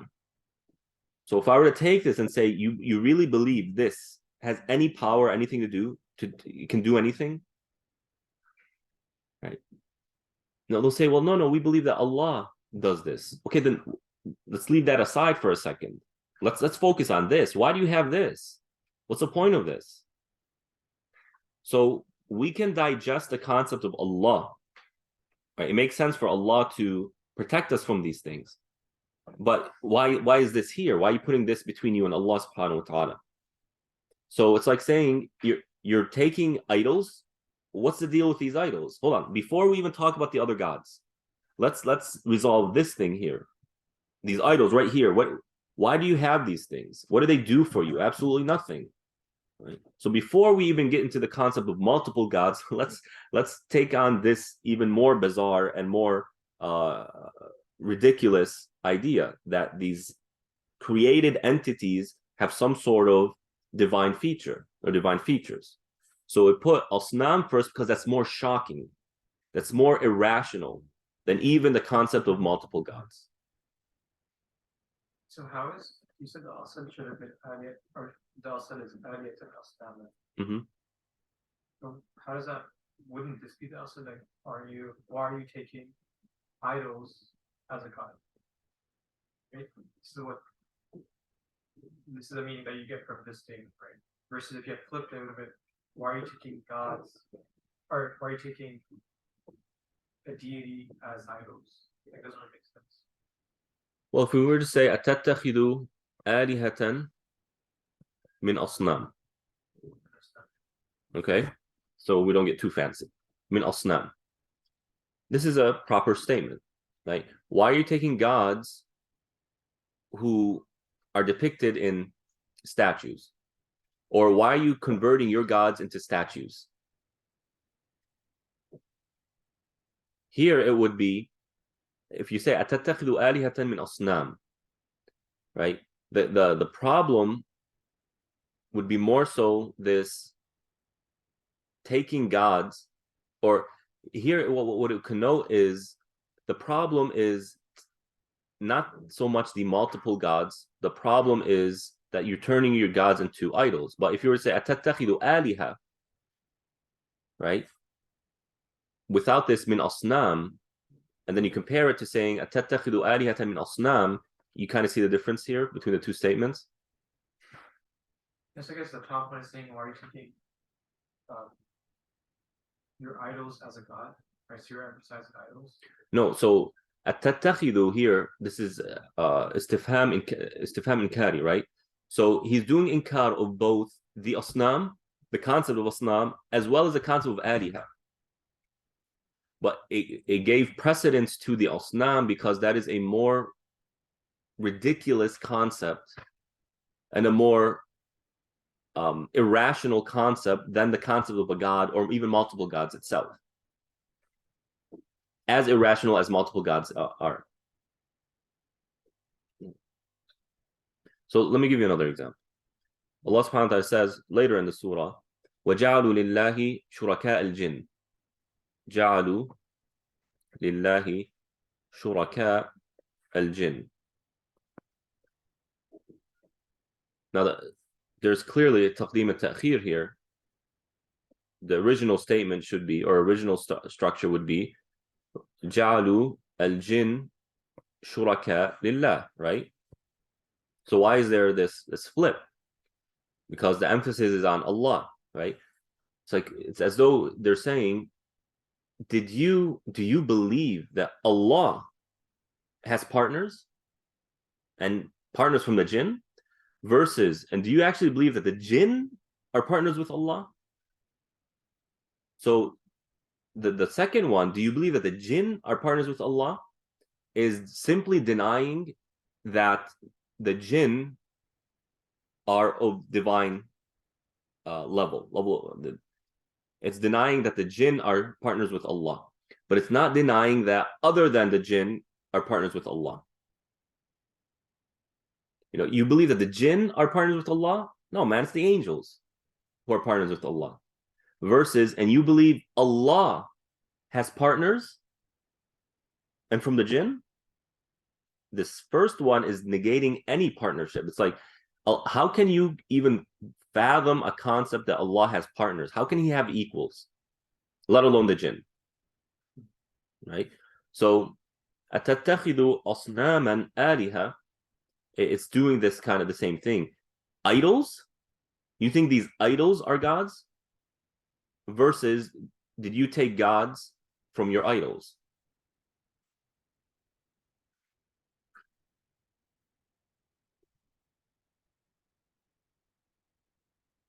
So have you taken idols as gods? And so you have the inkar, you have the rejection of idols and the irrationality behind it. And then another thing that Ibrahim is saying, I mean, in 3 words, he is completely bashing the entire institution of polytheism, that is aliha, which is plural. There's an inkar of the plurality of gods that they have adopted. Right? Aliha, why not one? Why is there more? So the istifham is doing inkar of idols, and it's doing inkar of the plurality of gods. Why is it inkar and not tawbih? Because Tawbih is inkar in the same way. Yeah, I mean, it's in the end. It's like a rhetorical question where the answer is no. Right?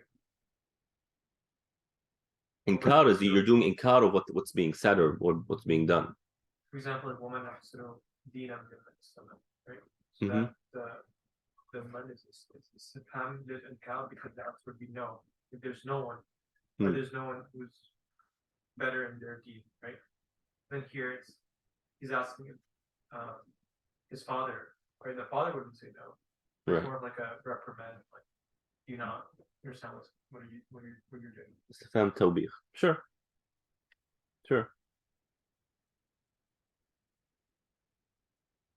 Makes sense.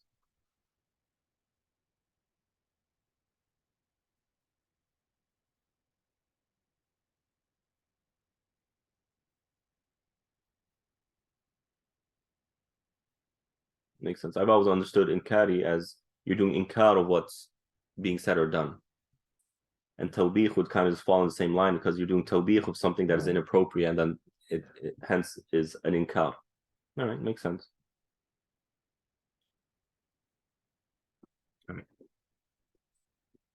أتتخذ أصناما آلهة إني أراك وقومك في ضلال مبين. I see you and your people in grave misguidance. And the scholars discuss, I mean, how can Ibrahim say that to his father? Where's the adab? Right? Where's the birr al-walidain? And the response is there Allah has more right to that birr than even parents. And the way Ibrahim is presenting his argument is it's actually not, there is no impoliteness. Right? He's giving what's factual, what's truth. It says, I see you and your people are in grave misguidance. It's not an accusation, it's more of, I mean, it's not a reprimand. He's not presenting in a way of reprimanding his father. He's presenting in a way of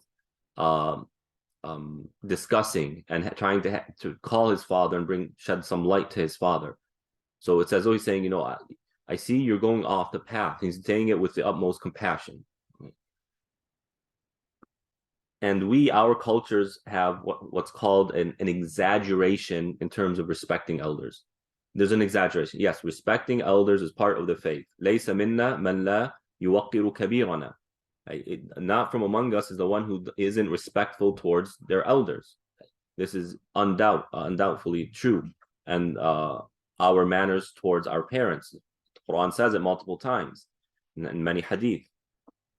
But the expectations of our cultures has over exaggerated, right? To the extent that, you know, in some cultures, you're not even allowed to say yes or no to your spouse, right? In terms of who you're going to marry, let me put it that way. Who you're going to marry. Your father said, all right, I want you to marry her. Tough luck, buddy. Right? No. That's not the way it works. That's an exaggeration in terms of what we are expected or how we're expected to behave with our parents. A child has every right to say, whether male or female, I'm not interested in him, or I'm not interested in her. I'm not going to marry them.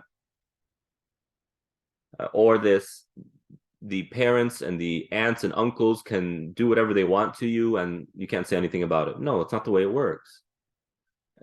And there's a phrase, أعينوا أولادكم على بركم. Help your kids be good to you.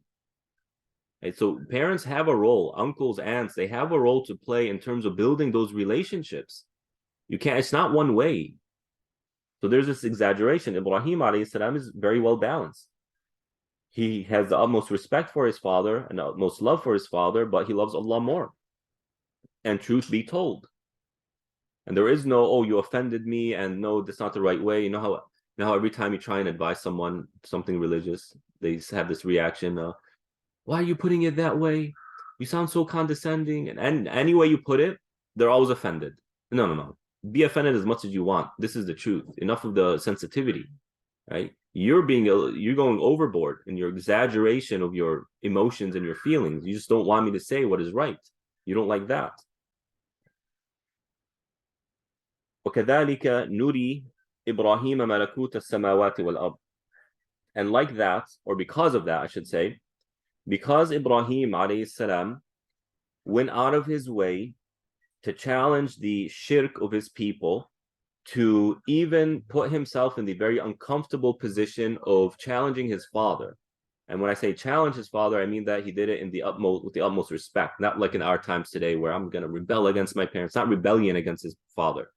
It is calling out what he sees his father doing, what he knows is 100% wrong and what is falsehood, and calling him to what is clearly true. And so because of that, because Ibrahim alayhi salam took that stance, we showed Ibrahim the kingdom of the heavens and the earth. This is extremely beautiful, very beautiful. It's telling us that when we do amr bil ma'ruf wa nahy an munkar, when we go out of our way to call people to the truth, right, and we have to endure as a result of that, Allah rewards us by giving us insight. An insight into what? Insight into the universe.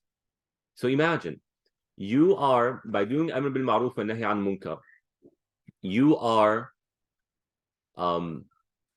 risking the possibility of turning people against you. And so your very social circle and your ability to function within society is at risk because of your pursuit of Allah. And so Allah rewards you for that by giving you insight into the universe around you, as though Allah is replacing what you lose from society as a result of your da'wah by giving you an entire universe to be a part of. Nuri.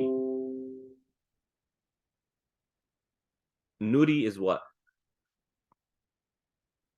Grammatically.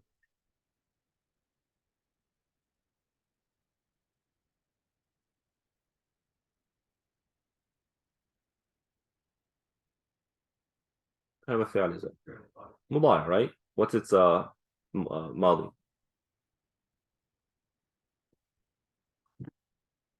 Ara, right? But the question is, why did Allah say وَكَذَلِكَ نُرِي إِبْرَاهِيم, the mudari, and didn't say وَكَذَلِكَ أَرَى إِبْرَاهِيم مَلَكُوتَ السَّمَاوَاتِ وَالْأَرْضِ? Well, we have to take a step back and ask the question, at this point, was Ibrahim a prophet? As far as we know, Ibrahim was not a prophet at this point. He was not. As far as I'm aware, the first time Jibreel alayhi salam approached Ibrahim was when he was about to be thrown into the fire. Right? And he said, Hasbi Allah wa ni'mal wakeel. So the question now becomes, growing up in a society full of shirk, how on earth did Ibrahim alayhi salam make this conclusion that the religion is all wrong, and that there's only one God, and that only He is worthy of worship? How did he reach that conclusion?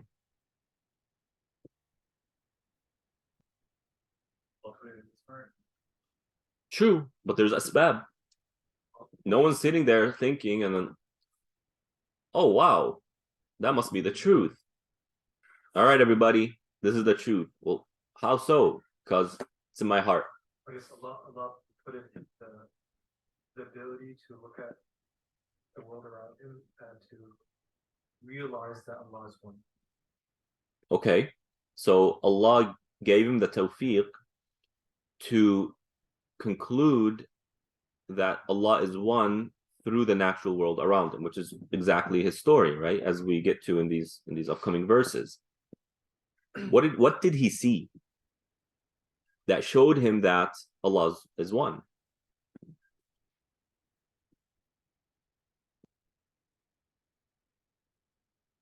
He saw that. It says the stars and the sun. Right? So he saw the star, the moon, and the sun. And once we get to those verses next class, we'll go into a little bit more detail. But here he's looking at a negative argument that these can't be my gods. Why? Because at one point they disappear with no trace. Right now, imagine that there is no such thing as night. Okay? We live in a world where there is no night. It's just daytime all the time. Is there any possible way of concluding that there are stars outside of this planet? None. Absolutely none. So when daytime arises, the stars disappear, and Ibrahim says, wait a minute, there's absolutely no way I can go back to my God. It's untraceable. There's no evidence. That's not a God worthy of worship. Right? And we'll get to that next time. So Ibrahim alayhi salam realized that, and he also realized the organization in the universe, that it's functioning in a very predictable way, in a very systematic way, which means that there's one system governing the entire universe, and therefore there's one God who put that system in place. Or else if there were multiple gods, then there'd be multiple systems.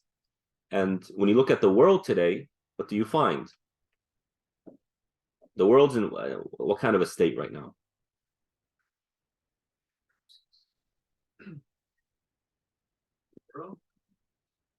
The world in terms of human societies.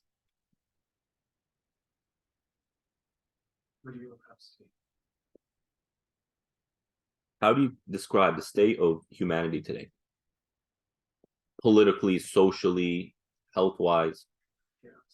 It's chaos, right? There's a lot of chaos. Now, growing up in the 90s, before you all were on the scene, during the era of Bill Clinton, I remember, and I still remember this, man, I was next to a tree in my front lawn. And I remember looking up at the tree, and there was a little bit of wind. It was a very peaceful sound. I said, man, there's a lot of peace in the world today. A lot. And it was the case. There were no wars. Economy was great. Everything was just fine. Today, it's not the case. When you look at, like, Syria, and you look at all the countries involved, and you graph out the political situation in Syria, you have multiple countries from America to Russia to China to Turkey to the Gulf and all these, who are all enemies of each other, but at the same time, they're allies of each other, depending simply on what part of Syria you're talking about. What is the stance of America and, let's say, the Gulf when it comes to the government of Syria? They're allies. What is the stance of the Gulf and America when it comes to Iran in Syria? Well, America maybe not care so much, but the Gulf cares a lot. What about Russia in Syria? The Gulf might be okay with it, but America hates it. You see, two entities are allies in one case, neutral towards each other in another case, and against each other in the third case. It's chaos. And so the question is, why was it in the 90s there was so much stability, so to speak, and now it's utter chaos? What happened? Well, one thing happened, and that is America's grip over the world weakened. When America was in dominant control, everything was in order. I don't mean good order or bad order. I'm just saying in terms of political tensions, there really wasn't any. At least not enough to where it manifested in wars and chaos and destruction and propaganda and all these things that we see today. Once America's grip over the world loosened a little bit or weakened a little bit, Russia is now trying to make some grounds. China's trying to make some grounds. The Middle East is moving away from America to China. It's utter chaos. Why? Because when there's one in power, it's stable. When there's multiple in power, it's chaos. This is exactly what Allah says about the universe. لو كان فيهما آلهة إلا الله لفسدتا. If there was more than one God governing the universe, you would see chaos. So Ibrahim looked at the universe, man, everything's running in order. And every single day, it's the same thing. From the dinosaurs till now, I promise you, if you look at the sky, it's stable. Telling us what? There's only one God. So Ibrahim alayhi salam, through nature, through his observations, Allah subhanahu wa ta'ala put that certitude in his heart that there's only one God. And that's what promoted him to take it upon himself to call his people to that one God. And again, up until this point, he's not a prophet, which is utterly amazing, by the way. This man is amazing. He reached those conclusions in his teenage years. And so as a reward, as I was saying, as a reward, because of his da'wah, Allah showed him the kingdom of the heavens and the earth. But going back to the question, why did Allah put it in the mudari' and not in the past tense? It is because Allah showed Ibrahim the kingdom of the heavens and the earth, gave him insight into it, that he concluded this, he made this conclusion. Why is Allah putting it in the mudari'?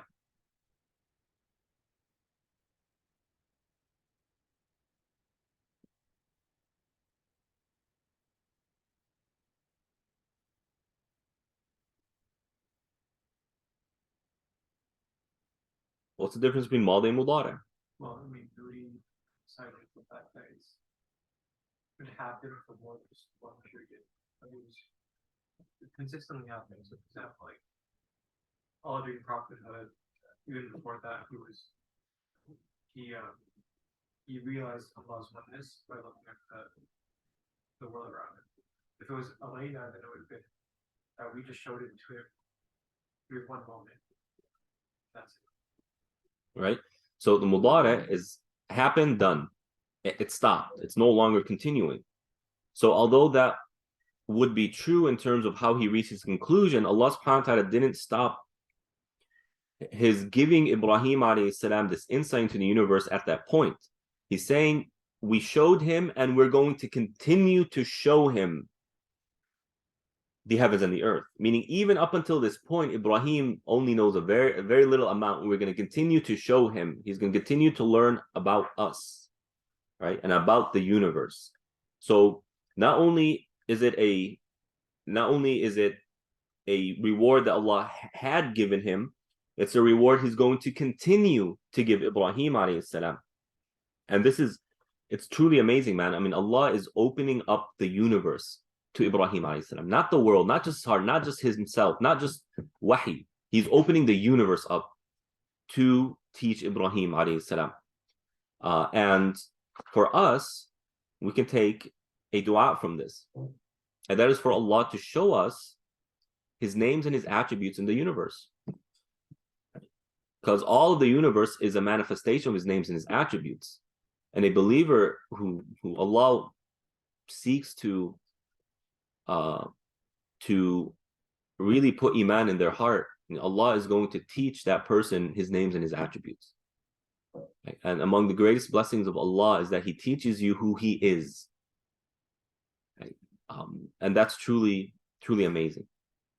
And so if Allah is teaching you his names and his attributes, and especially he's showing you how to see his names and his attributes in the universe around you, he's giving you something that he gave Ibrahim alayhi salam. Truly beautiful. So ask Allah to help you see his names and to teach you his names and his attributes, and help you see his names and his attributes in the world, in the universe around you.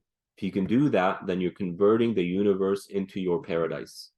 Because what is more rewarding than to be near to Allah? If the greatest reward in paradise is to see Allah, then the greatest reward in this life, the greatest thing you can acquire in this life, is to see Allah in the universe, his names and his attributes in the universe. وَلِيَكُونَ مِنَ الْمُوقِنِينَ. So the lam here is lam al-aqiba, right? And the end result of Allah showing Ibrahim alayhi salam the heavens and the earth is that he becomes among the people of yaqeen.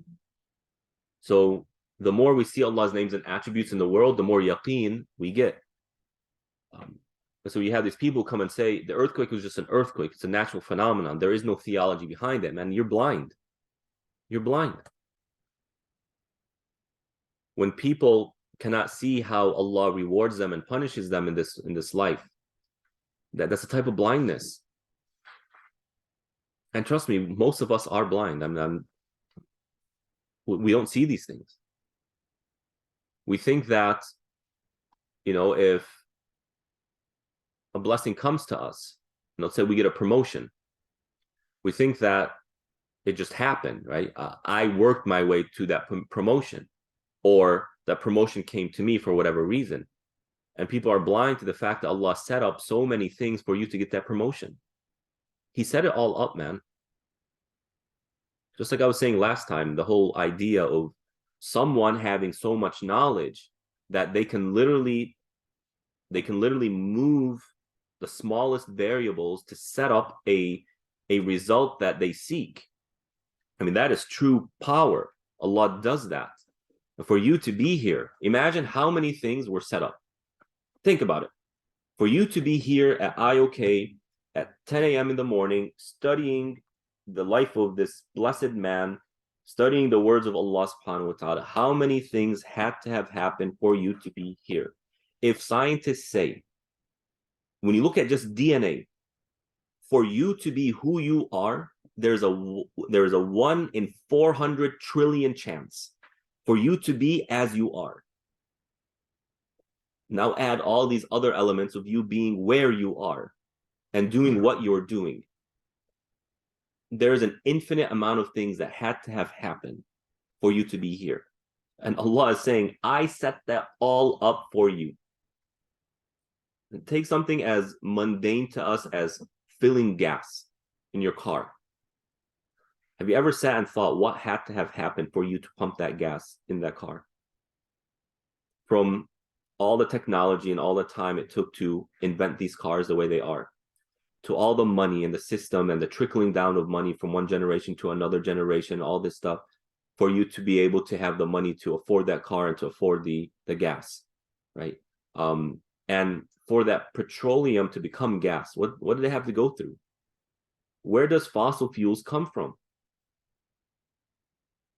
Where does it come from? Dinosaurs, let's say dinosaurs, right? Dinosaurs lived how long ago? 100 million years ago? More or less? Let's say 100 million. 100 million years ago, you had these dinosaurs. And the dinosaurs went extinct because of that fascinating event of Allah bringing an asteroid from 9 billion years away. I told this to you guys before. They said it in a documentary, One Strange Rock. It's on Disney. Right, One Strange Rock. The first 2 episodes or first 3 episodes are incredible. It's absolutely incredible. Allah brought an asteroid, according to kind of prevailing theories, an asteroid from 9 billion years away. He didn't bring it from the asteroid belt, which is a lot closer, 9 billion years away, and put that asteroid in motion to where once it reaches the Earth, it hits the only spot on Earth where there's enough sulfur to evaporate, causing this massive cloud to cover the Earth, which caused the animals to go extinct. And then all the process of those animals coming under the ground under tremendous pressure where it turns into fossil fuels. And then all the technology needed to be able to learn how to convert that fossil fuel into petroleum or into energy. So the gas you're pumping, which only you are going to use, no one else is driving your car, right? Or if someone else is driving your car, it's a family member, but let's say you're the only one who drives your car. You're the only one who's using that gas. That is your rizq. Your name is on it. Allah put your name on it 50,000 years before the creation was even created. You're pumping it in your car, and it took 100 million years to get to you. Isn't that truly incredible? 100 million years to get to you. Allah was preparing it for you from 100 million years. Don't you just feel special when you think of things this way? This is Allah showing you His names and His attributes so that you develop that yaqeen. Stuff doesn't happen randomly. It's yours. If it wasn't yours, trust me, it's not going to be yours. Now, I love a phrase that Jordanians have. If you're eating something and it falls from you, and some animal comes and takes it, they will say, that was never meant to be my rizq. It's the rizq of that bird or that animal. It's so beautiful. Because imagine, you think it's yours, something happens where, no, it's not yours. Allah didn't decree it for you, He decreed it for that animal. There are no coincidences in Allah's universe. Everything happens for a reason. Now, I don't mean become all paranoid, and if someone walks this way, I wonder what that means. No, that's not what I'm saying. Right? But everything is set up by Allah, and Allah mentions this about Yusuf alayhi salam. Wallahu ghalibun ala amri. All that happened to Yusuf, from him being the younger of the siblings, and then of him being from a different mother than his other siblings, and then from him being taken by his brothers, put in a well that just so happened the caravan needed water and passed by, took him, instead of finding, hey, where's your father? Right? They took him as a slave, And it was only the Aziz who couldn't have children said, okay, let me go ahead and adopt him. If he had children, he probably would have adopted Yusuf alayhi salam. And every event that led him to becoming who he became and the Aziz, Allah is saying, Wallahu ghalibun ala amri. Allah is in control of his affairs. وَلَكِنَّ أَكْثَرَ النَّاسِ لَا يَعْلَمُونَ. Most people just don't realize this. Allah ta'ala, I went a little bit above my time. So I thank you for your patience. Allah ta'ala alam wa sallallahu ala nabiyyina Muhammad wa ala alihi wa sahbihi ajma'in. Any questions?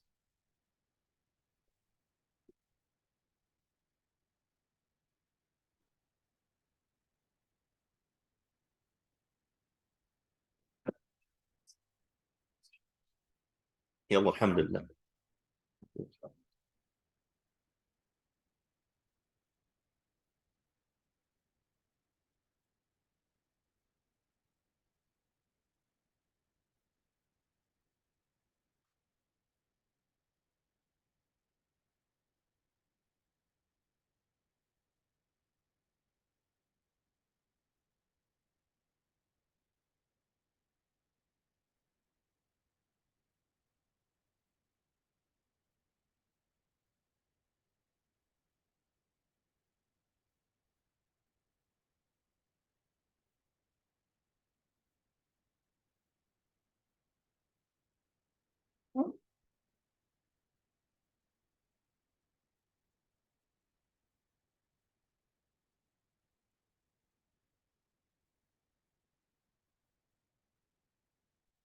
Do you teach year one here? No, I only teach year one on Mondays. Tuesdays and Thursdays, I'm just here for this class. I have to get to work.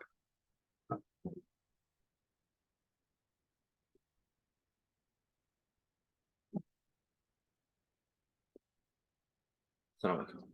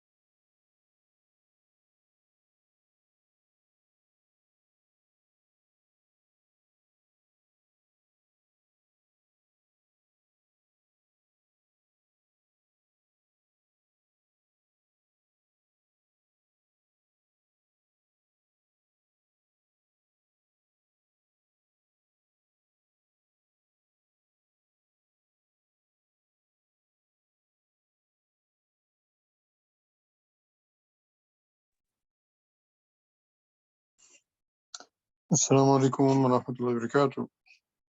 وعليكم السلام. كيف حالكم جماعة؟ يا شيخ, how are you? Alhamdulillah. Okay, who do we have here?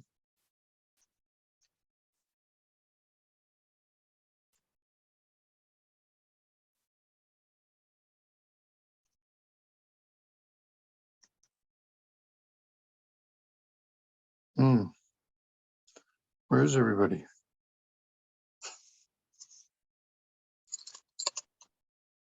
Rimsha's not feeling well. I think Hamza has a meeting, and that's all I know. That's all I know. Okay.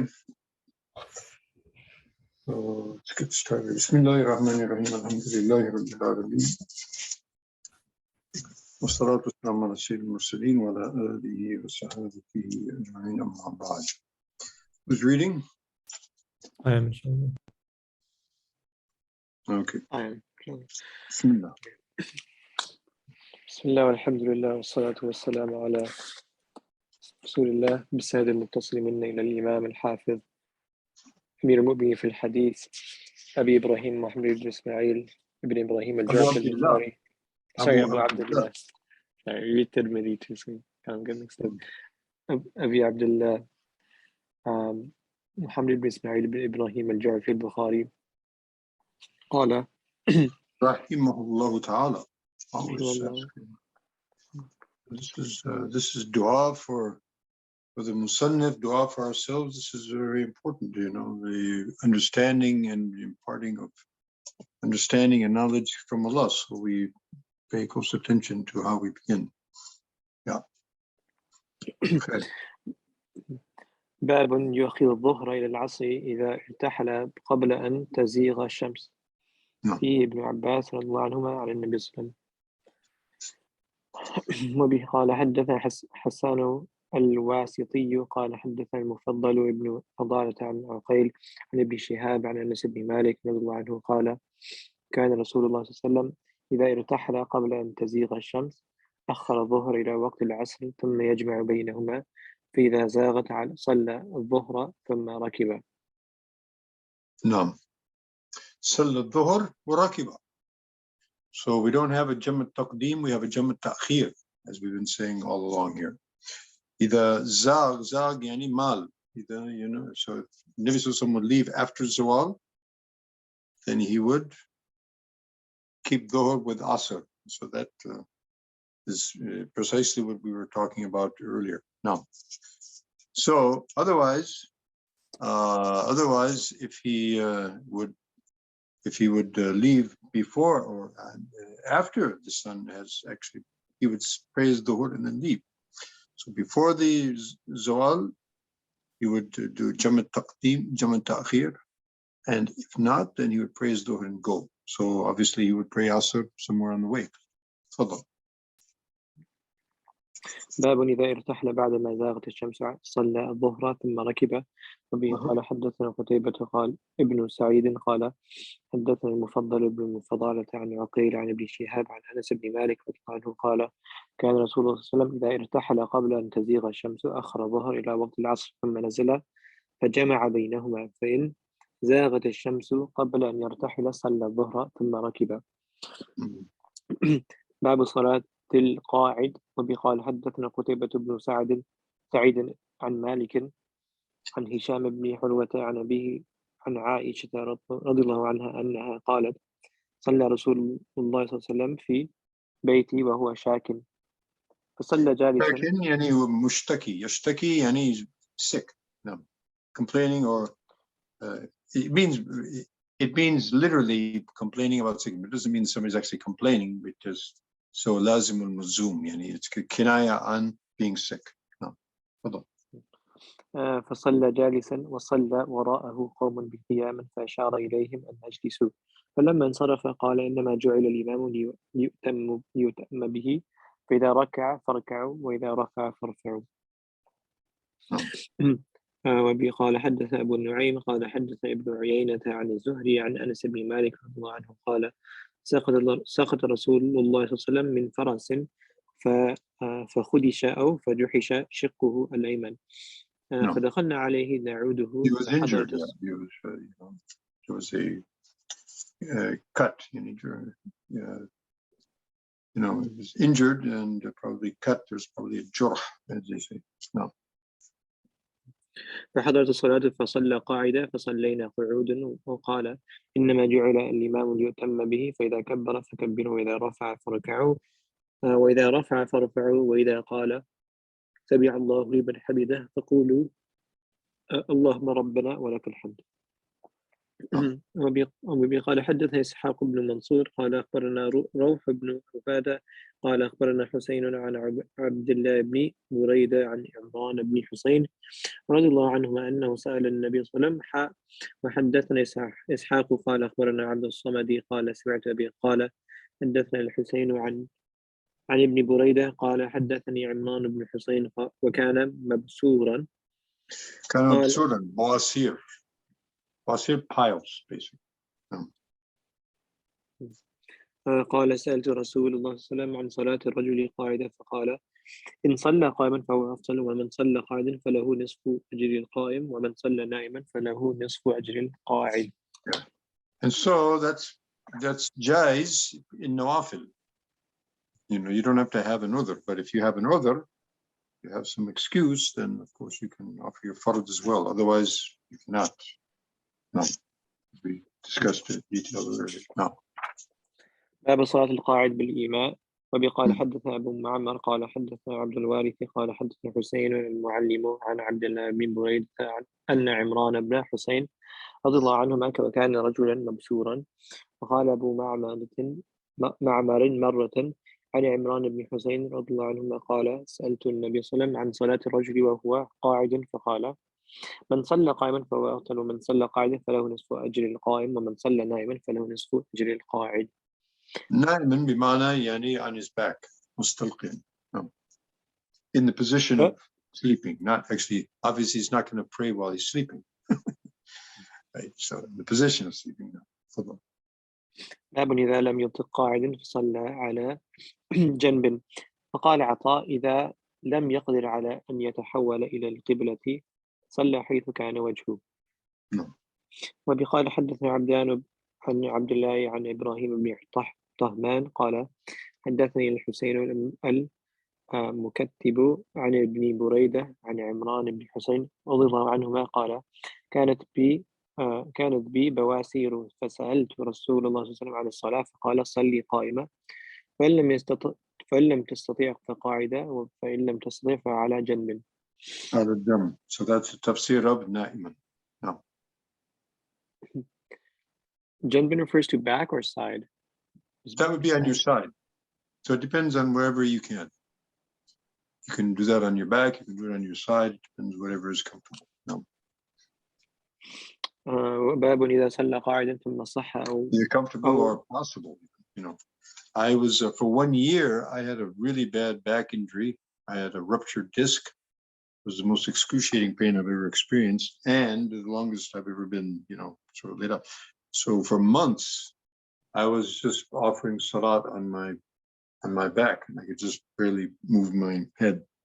So whatever is possible, it was possible for me to be on my side. Yeah. تفضل. باب إذا صلى قاعدا ثم صح أو وجد خفة ثم ما بقي. وقال الحسن إن شاء المريض صلى ركعتين قاعدا وركعتين قائما. وقال حدثنا عبد الله بن يوسف قال أخبرنا مالك عن هشام بن عروة عن أبيه عن عائشة أم المؤمنين رضي الله عنها أنها أخبرته أنها لم ترى رسول الله صلى الله عليه وسلم يصلي صلاة الليل قاعدة قط حتى أسنى. فكان يقرأ قاعدة حتى إذا أراد أن يركع قامت فقرأ نحو من 30 أو 40 آية ثم ركع. So he would stand for some portion. No. السنة يعني after his dad يعني سنين يعني تعمر. He became in elder age. تفضل.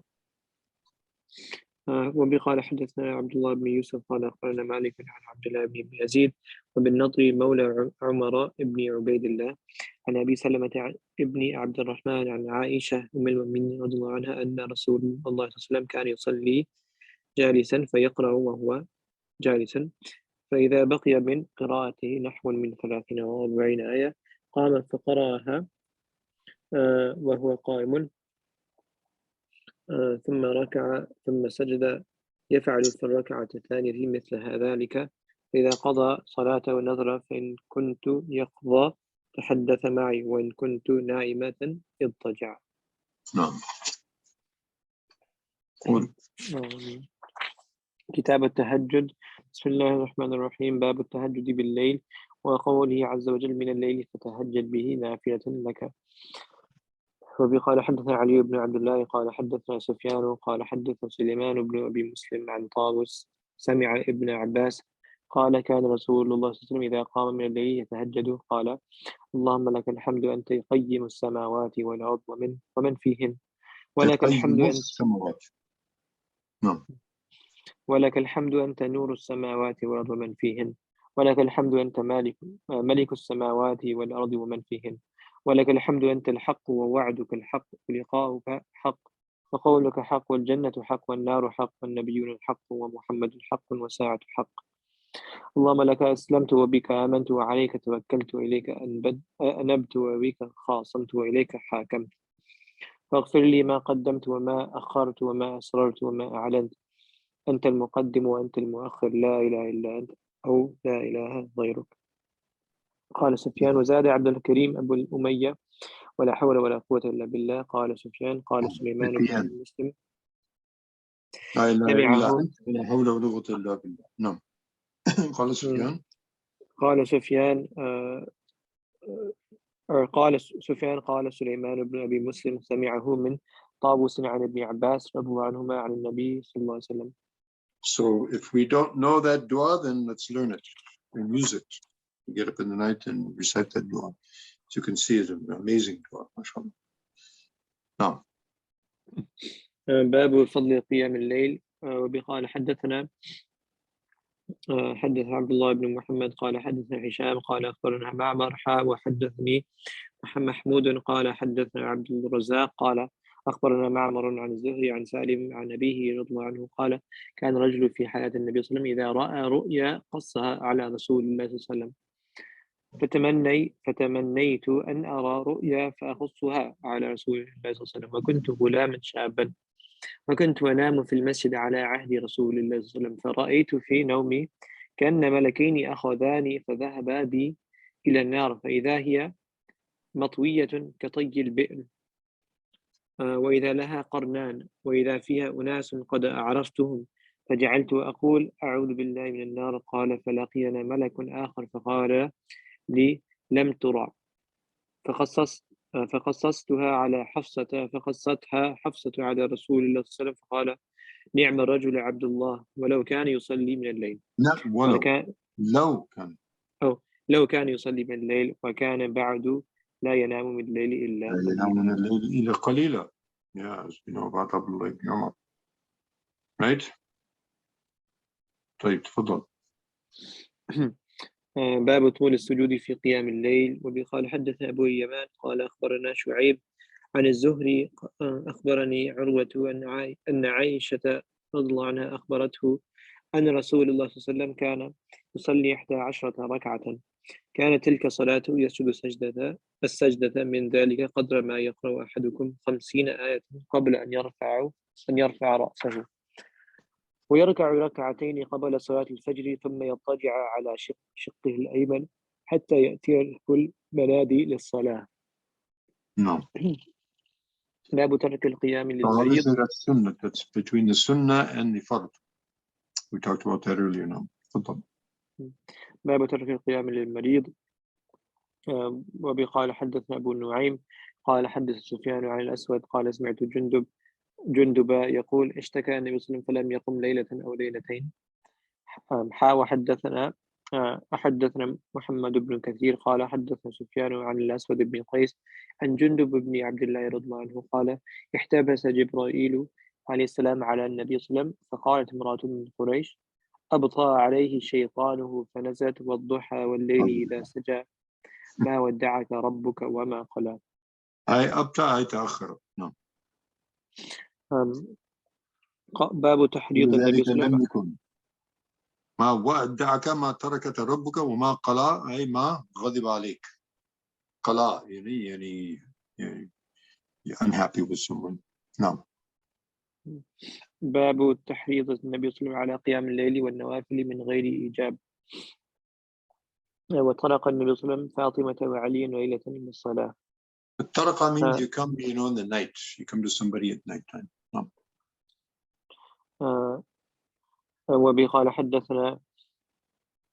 حدثنا محمد بن المقاتل قال أخبرنا عبد الله قال أخبرنا معمر عن الزهري عن هند بنت الحارث عن أم سلمة رضي الله عنهما أن النبي صلى الله عليه وسلم استيقظ ليلة فقال: سبحان الله، ماذا أنزل الليلة من الفتنة؟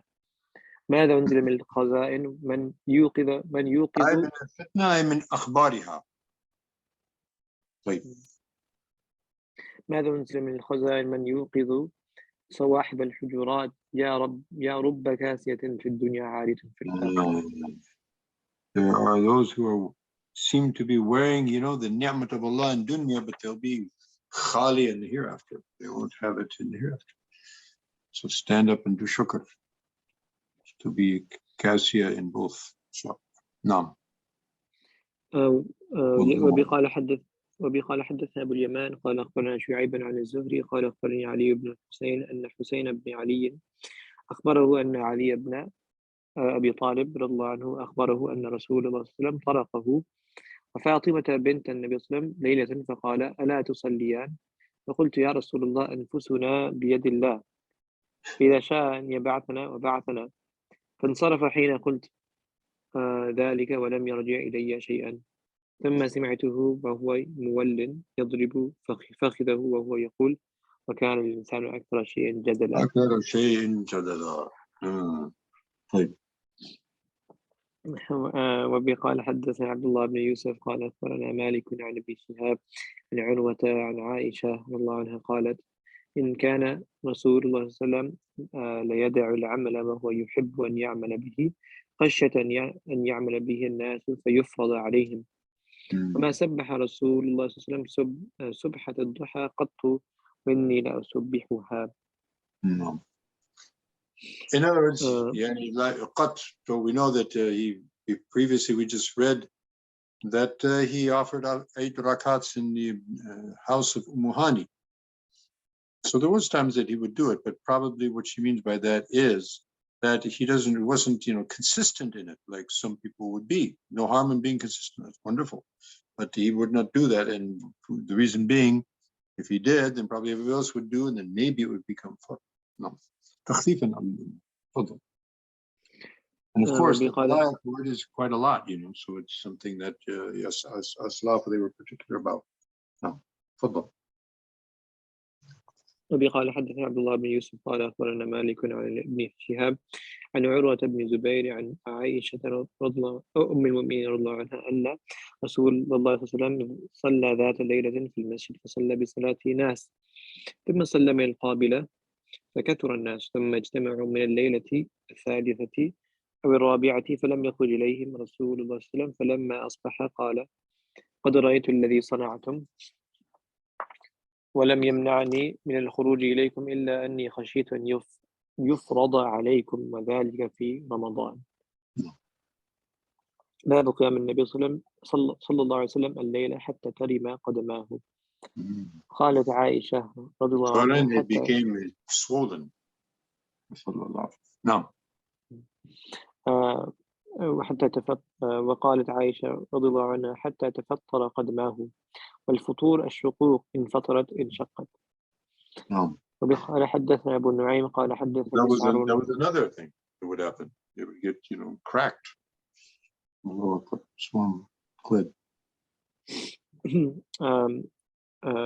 قال حدثنا مسعر عن زياد قال سمعت المغيرة يقول: إن كان النبي صلى الله عليه وسلم لا يقوم أو لا يصلي حتى ترم قدماه أو ساقه فيقال له فيقول: أفلا أكون عبدا شكورا.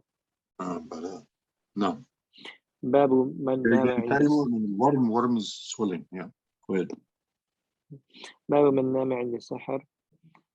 وبي قال حدث علي بن عبد الله قال حدث سفيان قال حدث عمرو بن دينار أن عمرو بن أوس أخبره أن عبد الله بن عمرو بن العاص رضي الله عنهما أخبره أن رسول الله صلى الله عليه وسلم قال له: أحب الصلاة إلى الله صلاة داود وأحب الصيام إلى الله صيام داود، فكان ينام نصف الليل ويقوم ثلثه وينام سدسه ويصوم يوما ويفطر يوما. وبي قال حدثنا عبدان قال أخبرني أبي عن شعبة عن أشعث قال سمعت أبي قال سمعت مسروقا قال سألت عائشة أي العمل كان أحب إلى النبي صلى الله عليه وسلم؟ قالت أدائم. قلت متى كان يقوم؟ قالت يقوم إذا سمع الصارخ. To be around midnight. Yeah, generally. صارخ means the deek. You know, the crows. Not the crows, I'm sorry, the chickens. No. وبي قال حدث محمد بن سلام قال حدث أبو الأحوص عن الأشعث قال إذا سمع الصارخ قام فصلى. وبي قال حدث موسى بن إسماعيل قال حدث إبراهيم بن سعد قال ذكر أبي عن أبي سلمة عن عائشة رضي الله عنها قالت: ما ألفاه السحر عندي إلا نائما، تعني النبي صلى الله عليه وسلم. باب من تسحر فلم ينم حتى صلى الصبح. وبي قال حدث يعقوب بن إبراهيم قال حدثنا روح قال حدث سعيد بن أبي عروبة عن قتادة عن أنس بن مالك رضي الله عنه أن نبي الله صلى الله عليه وسلم وزيد بن ثابت تسحر، فلما فرغ من سحورهما قام نبي الله صلى الله عليه وسلم إلى الصلاة فصليا. فقلنا لأنس بن مالك: كم كان بين فراغهما من سحورهما ودخولهما في الصلاة؟ قال: كقدر ما يقرأ الرجل 50 آية. باب طول الصلاة في قيام الليل. وبي قال حدث سليمان بن حرب قال حدثنا شعبة عن الأعمش عن أبي وائل عن عبد الله رضي الله عنه قال: صليت مع النبي صلى الله عليه وسلم ليلة فلم يزل قائما حتى حممت بأمر سوء.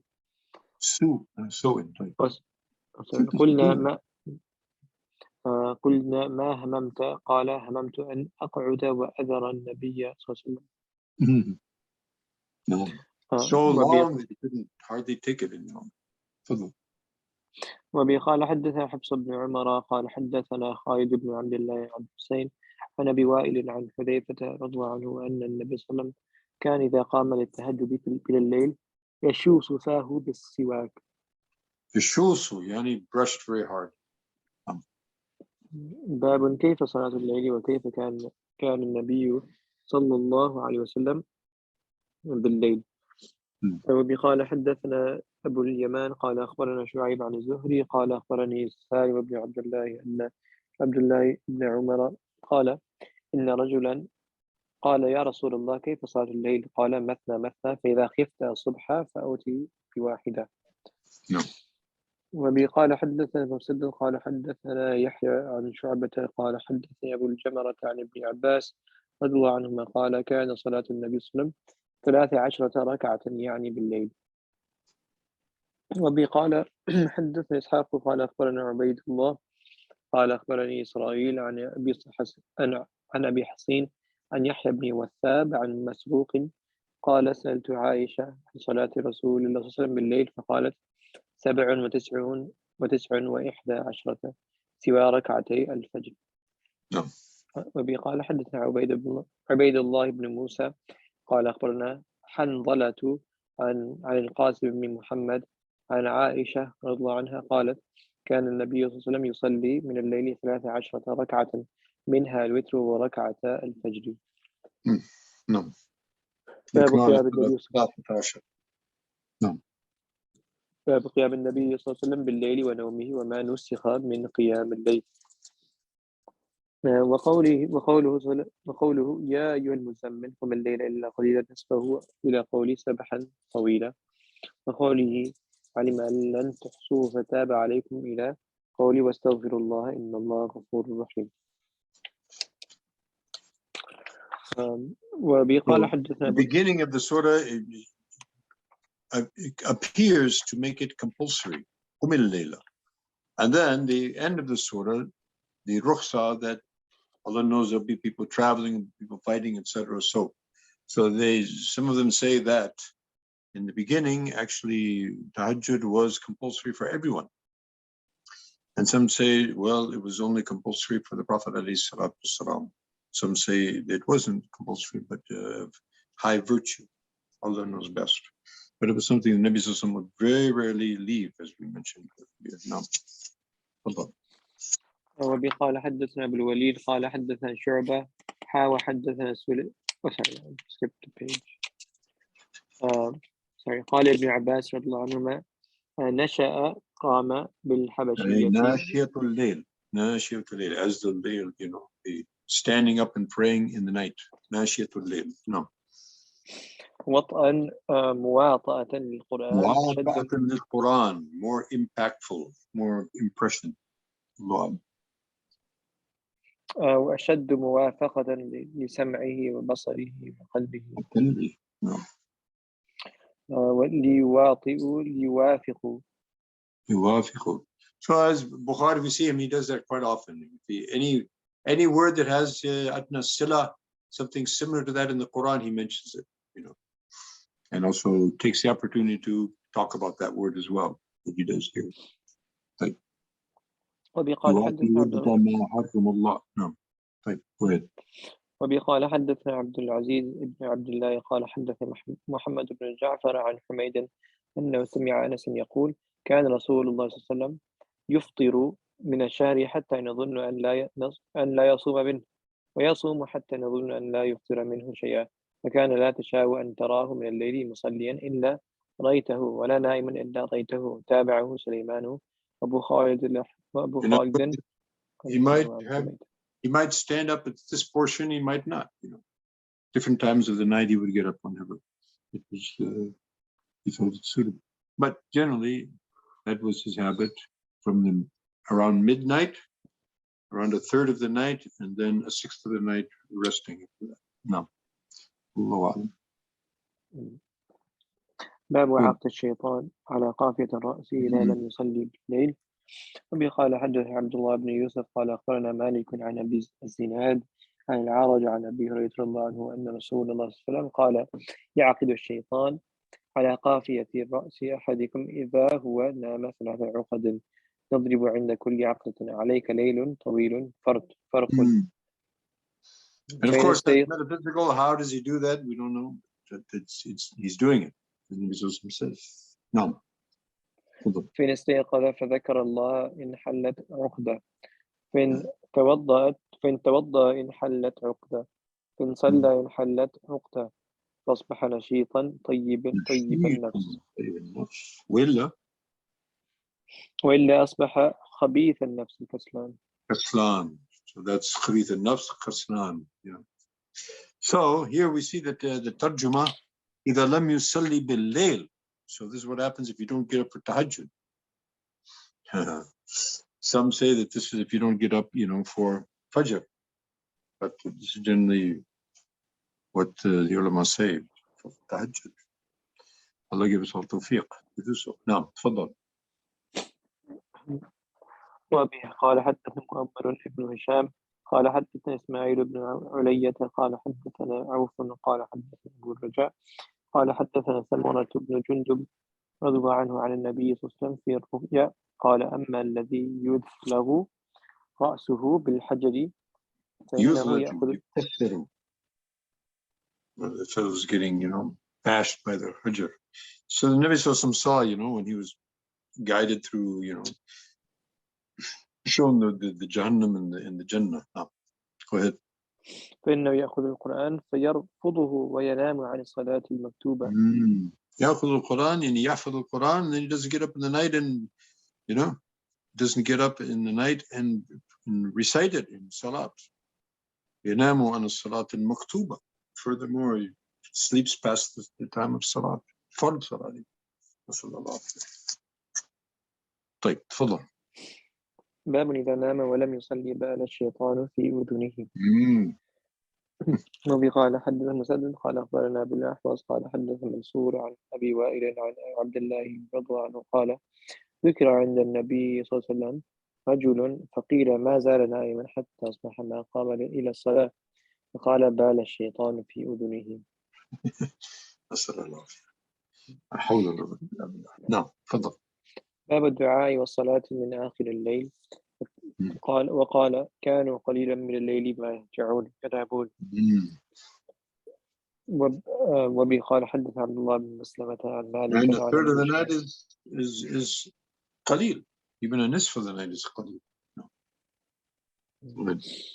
عن أبي سلمة عن وأبي عبد الله الأغر عن أبي هريرة رضي الله عنه أن رسول الله صلى الله عليه وسلم قال ينزل ربنا تبارك وتعالى كل ليلة إلى السماء الدنيا And حين how is يبقى. that? نزولا يليق بشأنه, as we've said with all of these type of kayfiyat. Not a nuzul like the rest of the creation, but a nuzul that we don't understand, we cannot comprehend, because it is a sifat of Allah subhanahu wa ta'ala. So we believe in it as it is, we kayfiyat majhula. We don't know. Now, تفضل. حين يبقى ثلث الليل الآخر يقول من يدعوني فاستجيب له من يسألني فأعطيه من يستغفرني فأغفر له. Allahu Akbar.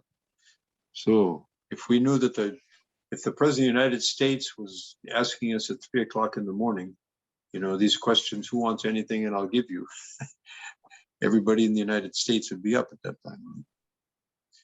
Now, the creator of the universe is asking this every night. And so which of us will, with yaqeen and iman, you know, respond? You know, they give us all tawfiq. I mean, تفضل. باب من نام أول الليل وأحيا آخره. وقال سليمان لأبي الدرداء رضي الله عنهما نم فلما كان من آخر الليل قال قم. قال النبي صلى الله عليه وسلم صدق سليمان. Suleiman, that hadith narrated previously. No, تفضل. وبقال حدثنا بالوليد قال حدثنا شعبة حاء وحدثني سليمان قال حدثنا شعبة عن أبي إسحاق عن الأسود قال سألت عائشة كيف كان صلاة النبي صلى الله عليه وسلم بالليل قالت كان ينام أوله ويقوم آخره فيصلي ثم يرجع إلى فراشه فإذا أذن المؤذن وثب فإن كانت به حاجة اغتسل وإلا توضأ وخرج. نعم. باب قيام النبي صلى الله عليه وسلم بالليل في رمضان وغيره. وبه قال حدث عبد الله بن يوسف قال أخبرنا مالك عن سعيد بن أبي سعيد المقبوري عن أبي سلمة بن عبد الرحمن أنه أخبره أنه سأل عائشة رضي الله عنها كيف كانت صلاة رسول الله صلى الله عليه وسلم في رمضان فقالت ما كان رسول الله صلى الله عليه وسلم يزيد في رمضان ولا في غيره على 11 ركعة يصلي 4 فلا تسأل عن حسنهن وطولهن ثم يصلي 4 فلم تسأل عن حسنهن وطولهن ثم يصلي 3. قالت عائشة فقلت يا رسول الله أن تنام قبل أن توتر فقال يا عائشة إن عيني تنامان ولا ينام قلبي. So this, you know, these people who insist that, you know, Taraweeh is only 10 rakats with witr being 11, right? 8 rakats of Taraweeh and then 3 rakats of witr. So this is the hadith of Aisha radiallahu anha. She says that he never increased on that. So what does he mean? What does she mean by that? Perhaps she means by that the salat of tahajjud, right? So in as much as the tahajjud could be something other than the qiyamul layl that he was offering with his companions. There's a riwayat of Ibn Abbas, albeit it's not very strong, but anyway, you know, it mentions 20 rakats also. But in any case, Sayyidina Umar radiallahu anhu, he established that, you know, as a precedent, and gathered all the people on Ubay radiallahu anhu, 20 rakats, and that's what they've been doing there in Medina and in Makkah and throughout the Islamic world ever since. So if somebody has a problem with that, then they have a problem. Right?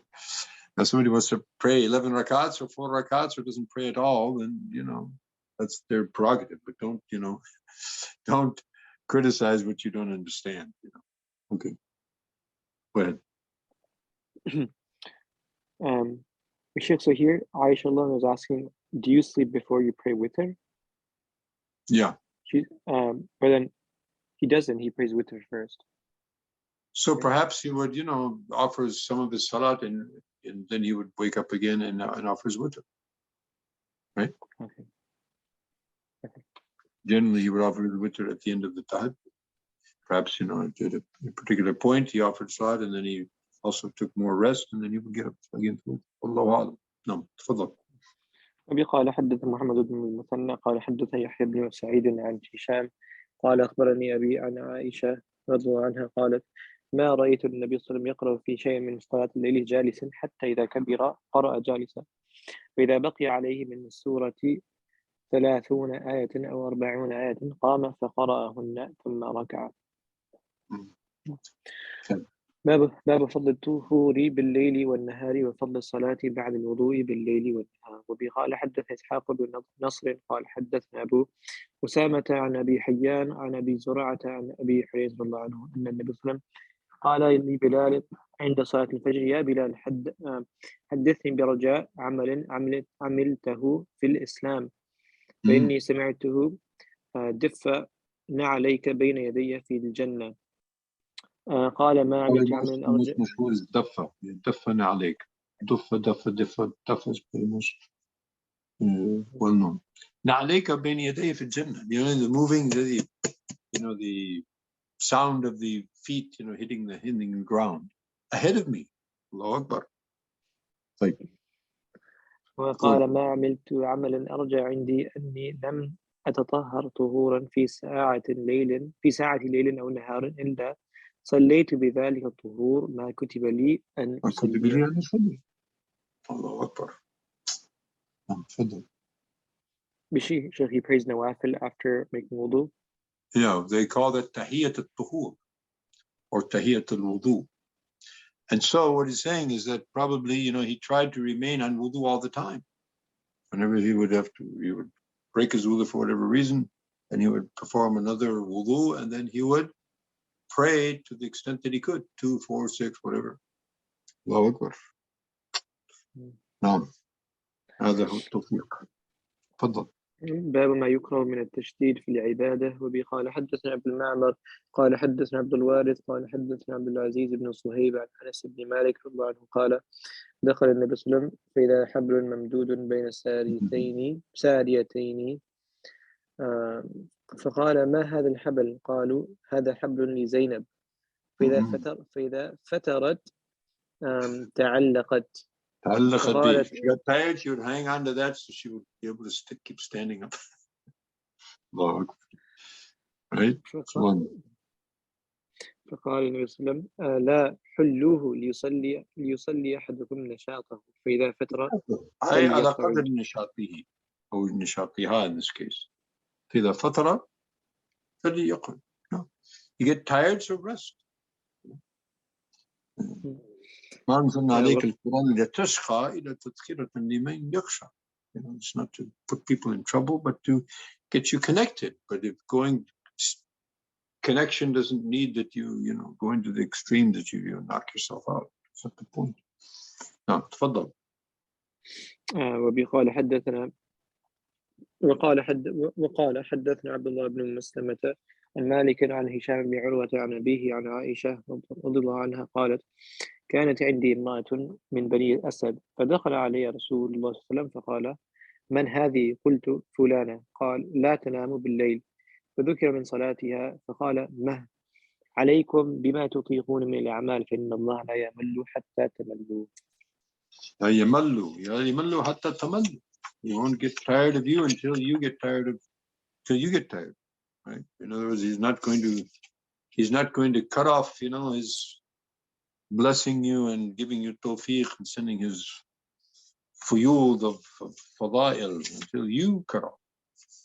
Just like you initiate the movement towards Allah, then he will initiate a more exaggerated or a more magnanimous response. And if you cut off,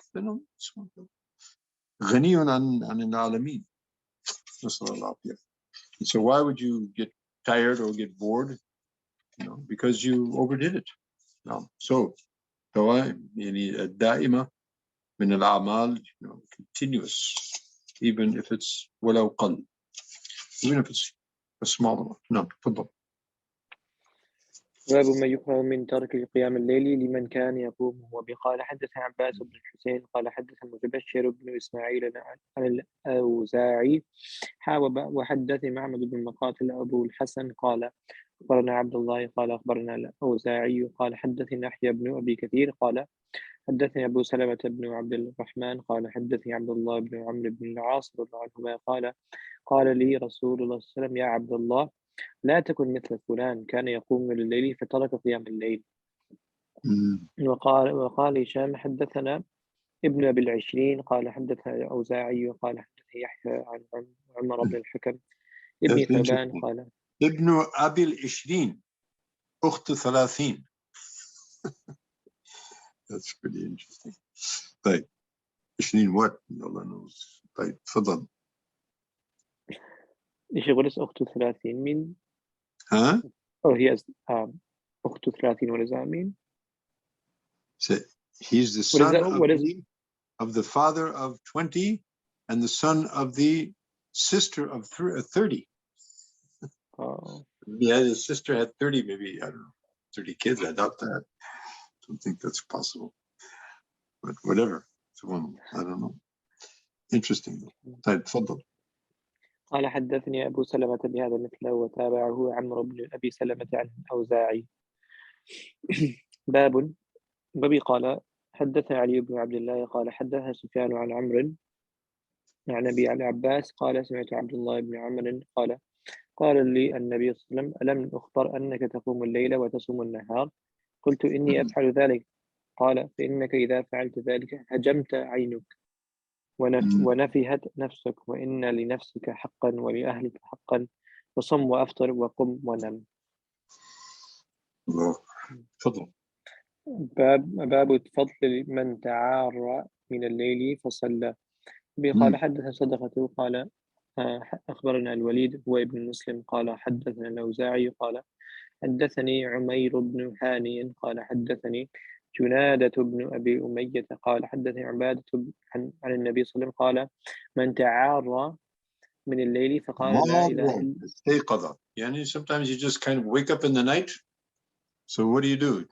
Generally we don't do anything, right? But if we'll mention this dua, if we can remember to do that, let's learn this dua and try and do that. Great fadila here. تفضل. لا إله إلا الله وحده لا شريك له له الملك وله الحمد وهو على كل شيء قدير الحمد لله وسبحان الله والحق الله أكبر ولا حول ولا قوة إلا بالله. ثم قال اللهم اغفر لي أو دعا استجيب له فإن توضأ قبلت صلاته. قبلت صلاته. الله أكبر. وبه قال حدثنا يحيى بن بكير قال حدثنا الليث عن يونس عن ابن شهاب قال أخبرني الهيثم ابن أبي صناع أنه سمع أبا هريرة وهو يقص في قصصه وهو يذكر رسول الله صلى الله عليه وسلم إن أخا لكم لا يقول الرفث يعني بذلك عبد الله بن رواحة. And he doesn't say something which is lewd or iniquitous, but he says the truth, in other words. No. وفينا Rawaha from among the Ansar, he was known for his poetry as well. His bravery also and his poetry. He was mustashhad in Ghazwat Mawta in Jordan, which is now present-day Jordan. تفضل. وفينا رسول الله يتلو كتابه إذا انشق معروفا من الفجر ساطع. الفجر ساطع. In other words, at the time of the Fajr. No. أرانا الهدى بعد العمى فقلوبنا به موقنات أن ما قال واقع.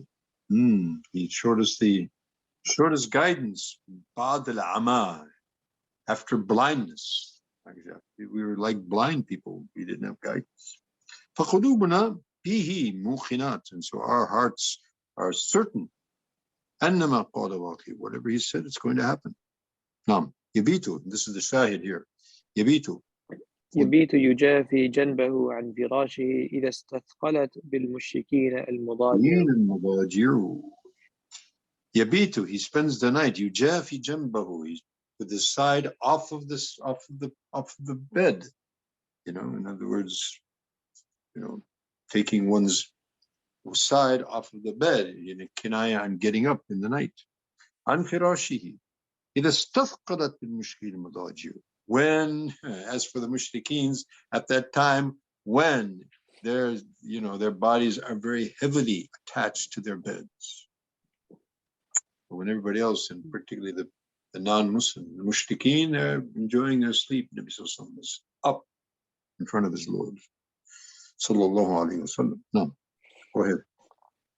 تابعه عقيل وقال الزبيدي أخبرني الزهري عن سعيد والأعرج عن أبي هريرة رضي الله عنه. وبه قال حدثنا أبو النعمان قال حدثنا حماد بن زيد عن أيوب عن نافع عن ابن عمر رضي الله عنه قال رأيت على عهد النبي صلى الله عليه وسلم كأن بيدي قطعة استبرق. استبرق يعني piece of silk. نعم. فكأني لا أريد مكانا من الجنة إلا طارت إليه، ورأيت كأن اثنين أتياني أراد أن يذهبا بي إلى النار فتلقاهما ملك فقال لم ترى عنه. You will never be frightened in this regard. In other words, no fear. فقصت حفصة على النبي صلى الله عليه وسلم إحدى رؤيا. They both, those two left him. قال النبي صلى الله عليه وسلم نعم الرجل عبد الله لو كان يصلي من الليل فكان عبد الله يصلي من الليل. After that, no. فكانوا لا يزالون يقصون على النبي صلى الله عليه وسلم الرؤيا أن في الليلة السابعة من العشر الأواخر. فقال النبي صلى الله عليه وسلم أرى رؤياكم قد تواطأت في العشر والأواخر فمن كان متحريها فليتحرها من العشر الأواخر. طيب يعني ليلة القدر. طيب. باب المداومة على ركعتي الفجر. وبقال الفجر. نعم.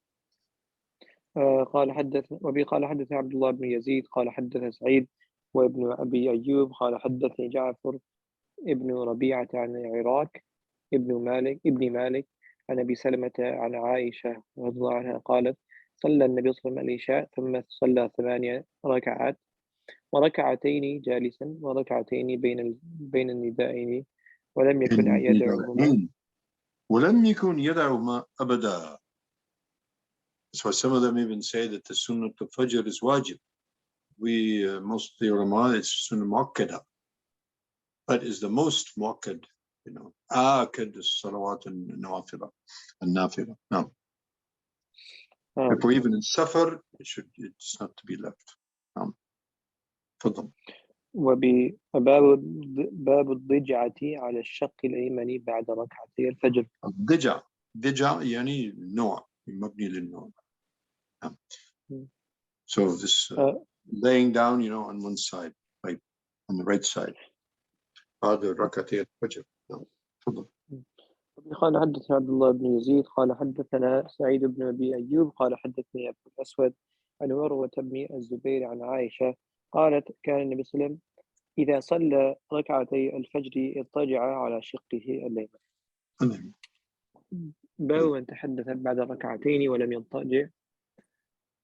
وبه قال حدث بشر بن الحكم قال حدث سفيان قال حدث سالم بن أبو النضر عن أبي سلمة عن عائشة رضي الله عنها قال أن النبي صلى الله عليه وسلم كان إذا صلى فإن كنت مستيقظة حدثني وإلا اضطجع حتى يؤذن بالصلاة. So obviously that lying down for a little while is not something which is compulsory. Just something as we say al-kar ba'd al-far, So just like in the battle, you retreat and then to get your strength, your stamina, or gather more supplies or gather more people, and then again attack. So after a long tahajjud, then that short little rest, and then again, prepare for the fajr. So that's a kind of preparation for it. Now, as I mentioned, that's and if you actually sleep for about 5 minutes or whatever, 5-10 minutes at that particular time, it's amazing how invigorating it is. Yeah. Go ahead. باب ما جاء في التطوع مثنى مثنى. وبه قال محمد ويذكر ذلك عن عمار وأبي ذر وأنس وجابر بن زيد وعكرمة والزهري رضي الله عنهم. وقال يحيى بن سعيد الأنصاري ما أدركت فقهاء أرضنا إلا يسلمون في كل اثنتين من النهار. طيب. وبه قال حدثنا قتيبة قال حدثنا عبد الرحمن بن أبي الموال عن محمد بن المنكدر عن جابر بن عبد الله رضي الله عنهما قال كان رسول الله صلى الله عليه وسلم يعلمنا الاستخارة في الأمور كلها كما يعلمنا السورة من القرآن. يقول إذا هم أحدكم بالأمر فليركع ركعتين من غير الفريضة ركعتين. ثم ليقول اللهم إني أستخيرك بعلمك وأستقدرك بقدرتك وأسألك من فضلك العظيم إنك تقدر ولا أقدر وتعلم ولا أعلم وأنت علام الغيوب اللهم إن كنت تعلم أن هذا الأمر خير لي في ديني ومعاشي وعاقبة أمري. أو قال عاجل أمري وآجله فقدره لي ويسره لي ثم بارك لي فيه وإن كنت تعلم أن هذا الأمر شر لي في ديني ومعاشي وعاقبة أمري. أو قال في عاجل أو أمري وآجله فاصرفه عني واصرفني عنه وقدر لي الخير حيث كان ثم أرضني به. قال وسمي حاجته. وبي قال حدثنا المكي بن إبراهيم عن عبد الله بن أبي سعيد عن عامر بن عبد الله بن الزبير عن عمرو بن السليم الزرقي سمع أبا قتادة بن ربيعيا الأنصاري قال النبي صلى الله عليه وسلم إذا دخل أحدكم المسجد فلا يجلس حتى يصلي ركعتين. وبي قال حدثنا عبد الله بن I يوسف had a قال question. No. It's about the istikhara. I've heard that some people said that you shouldn't be reading istikhara for tiny matters, like for example, what shoe would you prefer to buy? Is that true? Or is it just used for like bigger matters such Yeah, as marriage? of course, yeah, of course. Oh, okay. Yeah, Jazakallah. you're not gonna walk into the shoe store and say, okay, I need to make the rakats here, you know. Okay. Not necessary. Yeah. No. if you do that, is there any haraj? Like isn't it just all the better? Well, you know, how many such type of decisions do you do every day, you know? So I mean, nobody can say you've done something, you know, haram. But I mean, you know, do we see that Nabi Sallallahu Alaihi Wasallam would make 2 rakats for each and every small decision that he made? No, important things, you know, things that we're, what we say at mukhatara, you know. In other words, there is some, you know, there's some major impact, like a marriage, like a journey, like to engage in some kind of business, something where there's going to be, as we say, a mukhatara, you know, where there is, you know, there's you know, there's heavy implications that might be positive, that might be negative. Buying your shoes, I don't think it's going to be that big of a deal, right? Unless somebody thinks it's that big of a deal, then I personally would. So, right? I guess you get the idea, right? Yeah. So, and some say, like, for example, if you're in a position where you can't do 2 rakats, you could just say the dua as well. Yes. Right? In fact, that's even mentioned. The shortest istikhara al-makhil lana wa akhtar lana. You know, al-makhil lana wa akhtar lana. Yeah. I used to have a friend in Makkah, a new Muslim from France. He used to be a motion picture producer. A very interesting fellow. He spent 10 years in the Mauritanian desert, you know, and then he came to Makkah. And after the Sheikh died, and a lot of them, they came.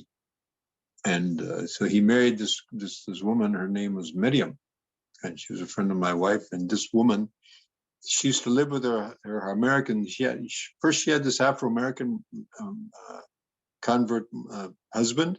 And they used to live in a tin shack on top of the mountain in Makkah. No running water, no electricity or anything.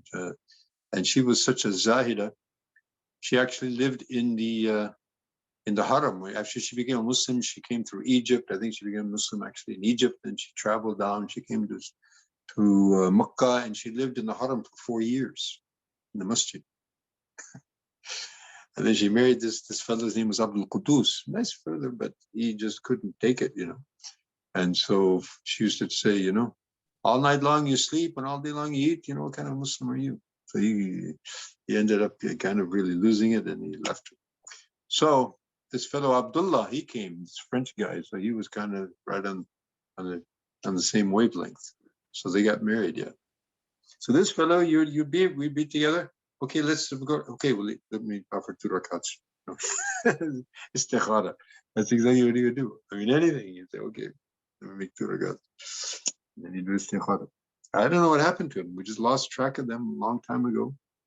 I don't know where they are. If they're still alive or not. Amazing. Anyway, khair. Fadl.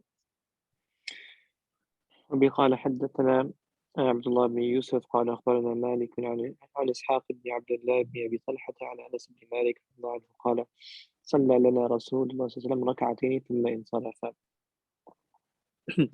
وبه قال حدث يحيى بن بكير قال حدث الليث عن عقيل عن ابن شهاب قال أخبرني سالم عن عبد الله بن عمر رضي الله عنهما قال صليت مع رسول الله صلى الله عليه وسلم ركعتين قبل الظهر وركعتين بعد الظهر وركعتين بعد الجمعة وركعتين بعد المغرب وركعتين بعد العشاء. Also 4 rakats is mentioned also before Dhuhr, which is the ikhtiyar of Hanafiya, which is also with taslim fi akhirihin. So it was a taslim. So as Yahya ibn Sa'id al-Ansari, he says the fuqaha fi ardina, meaning in Medina. So that was ikhtiyar Medina because, as we know, Abdullah ibn Umar radiallahu anhu, he was, you know, we can say that he was the chief sort of muhaddith and chief faqih. And you can say that Imam Malik, you know, was the warith of the ilm of Abdullah ibn Umar radiallahu anhu. So that was what he experienced, and that was his mother. And so all of these riwayats are basically mentioning 2 rakats. So after every 2 rakats, you should make a taslim. But there's also riwayats of 4 rakats in taslim. In fact, there's a riwayat of 8 rakats with taslim fi akhirihin. So therefore, so there's no harm to offer 2 rakats. 4 rakats, the Hanafiyas say that 4 rakats in the day, not more than that, and not more than 8 rakats in the night. So if you sit in tashahhud and you just have a taslim at the end of 4 in the day, or even up to 8 in the night. However, taslim after every 2 rakats, nurun ala nur, right? So again, you know, ikhtilaf al-afdaliyah, which is more afdal, different views in that. Like, tfaddal. وبه قال حدثنا آدم قال أخبرنا شعبة قال حدثنا عمرو بن دينار قال سمعت جابر بن عبد الله قال قال رسول الله صلى الله عليه وسلم وهو يخطب إذا جاء أحدكم والإمام يخطب أو قد خرج فليصلي ركعتين. We talked about that earlier. وبه قال حدثنا أبو نعيم قال حدث سيف بن سليمان المكي قال سمعت مجاهدا يقول أتي ابن عمر في منزله فيقيل له هذا رسول الله صلى الله عليه وسلم قد دخل الكعبة قال فأقبلت فأجد رسول الله صلى الله عليه وسلم قد خرج وأجد بلالا عند الباب قائما فقلت يا بلال فصلى رسول الله صلى الله عليه وسلم في الكعبة قال نعم قلت فأين قال بين هاتين الأسطوانتين ثم خرج فصلى ركعتين في وجه الكعبة وقال أبو هريرة أوصاني النبي صلى الله عليه وسلم بركعتي الضحى وقال عتبان ابن مالك غدا علي النبي صلى الله عليه وسلم وأبو بكر وعمر بعدما امتد النهار وصففنا وراءه فركع ركعتين. No. Okay. So all of those riwayats, they mention rakatain. But as we said, there's also riwayats, particularly the Sunnat of Dhuhr, which mentions 1 taslim at the end. So that's everything's all of that is fine. Fadl. وباب الحديث بعد ركعتي الفجر وبه قال حدث علي بن عبد الله قال حدث سفيان قال أبو النضر قال حدث عن أبي سلمة عن عائشة رضي الله عنها أن النبي صلى الله عليه وسلم كان يصلي ركعتين فإن كنت مستيقظة حدثني وإلا اضطجع. قلت لسفيان فإن بعضهم يرويه ركعتي الفجر قال سفيان وذاك. No, وذاك. No. باب التعاهد ركعتي الفجر ومن سماها تطوعا. وبه قال So حدثنا that would بيان بن indicate that it's not wajib, but it's tatawwan, as we talked about earlier. No, تفضل. وبه قال حدثنا بيان بن عمرو قال حدثنا يحيى بن سعيد قال حدثنا ابن جريج عن عطاء عن عبيد بن عمير عن عائشة رضي الله عنها قالت لم يكن النبي صلى الله عليه وسلم على شيء من النوافل أشد تعاهدا من منه على النوافل. So even though الشد تعاهدا, he was very, very particular, but nevertheless, she mentioned nawafil. So it's من النفل. تفضل. منه على ركعتي الفجر. باب ما يقرأ في ركعتي الفجر. وبقال حدثنا عبد الله بن يوسف قال أخبرنا مالك عن هشام بن عروة عن أبيه عن عائشة رضي الله عنها قالت كان رسول الله صلى الله عليه وسلم يصلي بالليل 13 ركعة ثم يصلي إذا سمع النداء بالصبح ركعتين خفيفتين. خفيفتين. It's also narrated that he would recite قل يا أيها الكافرون and قل هو الله أحد respectively. والله أعلم. تفضل.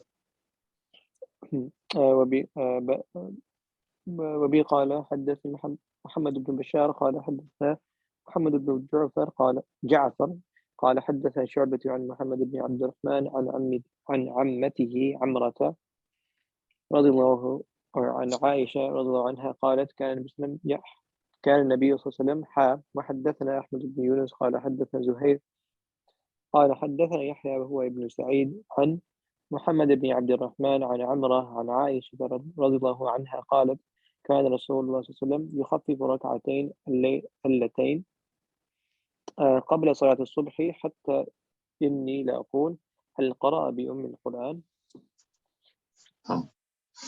باب التطوع بعد المكتوبة. وبي قال حدث مسدد قال حدث يحيى بن سعيد عن عبيد الله قال أخبرني نافع عن ابن عمر رضي الله عنهما قال صليت مع النبي صلى الله عليه وسلم سجدتين قبل الظهر وسجدتين بعد الظهر وسجدتين بعد المغرب وسجدتين بعد العشاء وسجدتين بعد الجمعة. فأما المغرب والعشاء ففي بيته. وبي قال حدثتني أختي حفصة أن النبي صلى الله عليه وسلم كان يصلي ركعتين خفيفتين بعد ما يطلع الفجر وكانت ساعة لا أدخل على النبي صلى الله عليه وسلم فيها. تابعه كثير بن فرقد وأيوب عن نافع وقال ابن أبي الزناد عن موسى بن عقبة عن نافع بعد العشاء في أهله. باب من لم يتطوع بعد المكتوبة. وبقال حدثنا علي بن عبد الله قال حدث سفيان عن عمرو قال سمعت أبا الشعثاء جابرا قال سمعت ابن عباس قال صليت مع رسول الله صلى الله عليه وسلم ثمانيا جميعا وسبعا جميعا. قلت يا أبا الشعثاء أظنه أخر الظهر وعجل العصر وعجل العشاء وأخر المغرب. قال وأنا أظنه. No, and we talked about that earlier. Jama Suri. No. وباب صلاة الضحى في السفر. وبقال حدثنا مسدد قال حدثنا يحيى بن سعيد عن شعبة عن توبة عن المورق قال قلت لابن عمر أنصلي الضحى قال لا قلت فعمر قال لا قلت فأبو بكر قال لا قلت فالنبي صلى الله عليه وسلم قال لا لا إخاله لا أظنه أي لم يصلي يعني بالمواظبة كما اعتقد الناس فيما بعد.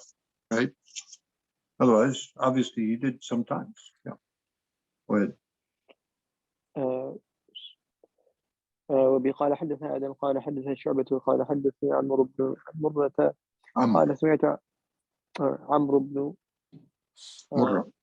مرة قال سمعت عبد الرحمن ابن أبي ليلى يقول حدثنا أحد أنه رأى النبي صلى الله عليه وسلم يصلي الضحى غير أم هاني فإنها قالت إن النبي صلى الله عليه وسلم دخل بيته يوم فتح مكة فاغتسل وصلى 8 ركعات فلم أرى صلاة قط أخف منها غير أنه يتم الركوع والسجود. باب من لم يصلي الضحى وراءه وراه واسعة. مم. وبي قال حدث آدم قال حدثنا ابن أبي ذئب عن الزهري عن عروة عن عائشة رضي الله عنها قالت ما رأيت النبي صلى الله عليه وسلم سبح سبحة الضحى وإني سبحة لأسبحها. الضحى وإني لأسبحها. Probably she means بالمواظبة. نعم. طيب. والله أعلم. باب صلاة الصبح في الحضر. قال عتبان عن النبي قال الصلاة إيه؟ بالصلاة الضحى في الحضر. مم. بصلاة الضحى في الحضر. صلاة الصبح anyway. نعم تفضل. قاله عتبان عن النبي صلى الله عليه وسلم. عنه عن النبي. So it was also in his house. نعم تفضل. وبقال حدثنا مسلم بن إبراهيم قال حدثنا شعبة قال حدثنا عباس والجريري عن أبي عثمان النهدي عن أبي هريرة رضي الله عنه قال أوصاني خليلي صلى الله عليه وسلم بثلاث لا أدعهن حتى أموت: صوم 3 أيام من كل شهر، وصلاة الضحى، ونوم على وتر. على وتر. And maybe the reason why he told him to give him this advice for Salat al-Duha, no moon ala witr. In other words, don't go to sleep until you're off your witr. Perhaps, and keep in mind that Abu Hurairah, he became a Muslim, or he came to Prophet ﷺ after Khaybar, quite late, only 4 years left in, very short time. So perhaps he didn't have at that point, he wasn't habitual with tahajjud. So perhaps in lieu of that, this duha, okay, so you be particular about salat al-duha. Right? Wallahu possible. Go ahead. وبه قال حدثنا علي بن الجعد قال أخبرنا شعبة عن أنس بن سيرين قال سمعت أنس بن مالك قال رجل من الأنصار وكان ضخما للنبي صلى الله عليه وسلم: إني لا أستطيع الصلاة معك، فصنع للنبي صلى الله عليه وسلم طعاما فدعاه إلى بيتي ونضح له طرف حصير بماء فصلى عليه ركعتين. وقال فلان بن فلان بن الجارودي لأنس بن مالك: كان النبي صلى الله عليه وسلم يصلي الضحى، فقال ما رأيته صلى غير ذلك اليوم. So the last part Sheikh is saying, I did not see him pray Duha except for this day. Oh, so okay. Yeah, and keep in mind that I didn't see it doesn't mean that others didn't see. He doesn't see him every day, right? Yeah. Right. So in other words, so obviously we understand from all these majmu'ah that it wasn't his habit to continuously do that, and probably so it wouldn't be a burden on others. Because if it was known that he was doing that, and that's the time when he would be observed quite closely, right? Because that's the time when everybody's around. So he wasn't particular about that. No. Occasion. باب ركعتين قبل الظهر. وبه قال حدث سليمان بن حرب قال حدث حماد بن زيد عن أيوب النافع عن ابن عمر رضي الله عنهما قال حفظت من النبي صلى الله عليه وسلم 10 ركعات: ركعتين قبل الظهر، وركعتين بعدها، وركعتين بعد المغرب في بيتي، وركعتين بعد العشاء في بيتي، وركعتين قبل صلاة الصبح، وكانت ساعة لا يدخل على النبي صلى الله عليه وسلم فيها. وبه قال حدثتني حفصة أنه كان إذا أذن المؤذن وطلع الفجر صلى ركعتين. وبه قال حدثنا مسدد قال حدثنا يحيى قال حدثنا شعبة عن إبراهيم بن محمد بن منتشر عن أبيه عن عائشة رضي الله عنها أن النبي صلى الله عليه وسلم كان لا يدع 4 قبل الظهر وركعتين قبل الغداء. تابعه ابن لا يدع كم؟ 4 قبل الظهر. That's the رواية. نعم تفضل. تابعه ابن أبي عدي وعمر عن شعبة. باب صلاة لقبر المغرب. وبه قال حدث أبو معمر قال حدثنا عبد الوارث بن حسين هو المعلم عن عبد الله بن بريدة قال حدثني عبد الله المزني عن النبي صلى الله عليه وسلم قال صلوا قبل صلاة المغرب. قال في الثالثة لمن شاء كراهية أن يتخذها الناس سنة. سنة يعني بالمواظبة. نعم. وبي قال حدثنا عبد الله بن يزيد قال حدثنا سعيد بن أبي أيوب قال حدثني يزيد بن أبي حبيب قال سمعت مرثد ابن عبد الله اليزني قال أتيت عقبة بن عامر الجهني فقلت ألا أعجبك من أبي تميم يركع ركعتين قبل صلاة المغرب؟ فقال عقبة إنا كنا نفعله على عهد رسول الله صلى الله عليه وسلم. قلت فما يمنعك الآن؟ قال الشغل. طيب تفضل. وبيقال باب صلاة النوافل جماعة ذكره أنس وعائشة رضي الله عنهما أن عن النبي صلى الله عليه وسلم. وبقال حدثني إسحاق قال أخبرنا يعقوب بن إبراهيم قال حدثنا أبي عن ابن شهاب قال أخبرني محمود بن ربيع الأنصاري أنه عقل رسول الله صلى الله عليه وسلم وعقل مجها في وجهه. Even though he was a very small boy, aqala means that he remembers, properly. He has a good recollection. No. Go ahead. مجها في وجهه من بئر كانت في دارهم. No. So what does the last part mean? مجها في وجهه من بئر كانت في دارهم. No. There was a well in their house, and Nabi Sallallahu came there and he had water, and he kind of, put some water on his face. Tabarrukan, فزعم محمود أنه سمع إتبان بن مالك الأنصاري وكان ممن شهد بدرا مع رسول الله صلى الله عليه وسلم يقول كنت أصلي لقومي بني سالم وكان يحول بيني وبينهم واد إذا جاءت الأمطار. Keep in mind, that he was one of the last of the Sahabi to die, actually. He lived a long time. That one majja was a lot of barakah in that. Inshallah. No, تفضل. كان يحول بيني وبينهم واد إذا جاءت الأمطار فيشق علي اجتيازه قبل مسجدهم. فجئت رسول الله صلى الله عليه وسلم فقلت له إني أنكرت بصري وإني الوادي الذي بيني وبينك قومي يسير إذا جاءت الأمطار فيشق علي اجتيازه فوددت أنك تأتي فتصلي من بيتي مكانا أتخذه مصلى. فقال رسول الله صلى الله عليه وسلم سأفعل. فغدا علي رسول الله صلى الله عليه وسلم وأبو بكر بعدما اشتد النهار فاستأذن رسول الله صلى الله عليه وسلم فأذنت له فلم يجلس حتى قال أين تحب أن أصلي من بيتك؟ فأشرت له إلى المكان الذي يحب أن يصلي فيه. فقام رسول الله صلى الله عليه وسلم فكبر وصففنا وراءه صلى ركعتين ثم سلم فسلمنا حين سلم. So there's the Jamaat. So that's Nawafil and nevertheless with Jamaat. So it's Thabit and Nabi now and again, but it wasn't a practice like you do it all the time, right? So it's not proper to make a specific practice and make kind of a ritual like that. No. Ittifaqan, Sheikh came or somebody's there and so you offer your salat, together in Jamaat, Duha, whatever. No. Like, tafadal. Don't make it a habit, وحبسته على خزيرة تصنع له فسمع أهل الدار أن رسول الله صلى الله عليه وسلم في بيته. Khazira, we talked about that earlier, the khazira is like halim. The halim that they make, the Indian and Pakistani? Something like that. Yeah. It's simple, just some grain and some pieces of meat. Let's cook it up. تفضل. فثاب رجال منهم حتى كثر الرجال في البيت فقال رجل منهم ما فعل مالك لا أراه. فقال رجل منهم ذاك منافق لا يحب الله ورسوله. فقال رسول الله صلى الله عليه وسلم لا تقل ذاك ألا تراه؟ قال لا إله إلا الله يبتغي بذلك وجه الله. فقال الله ورسوله أعلم.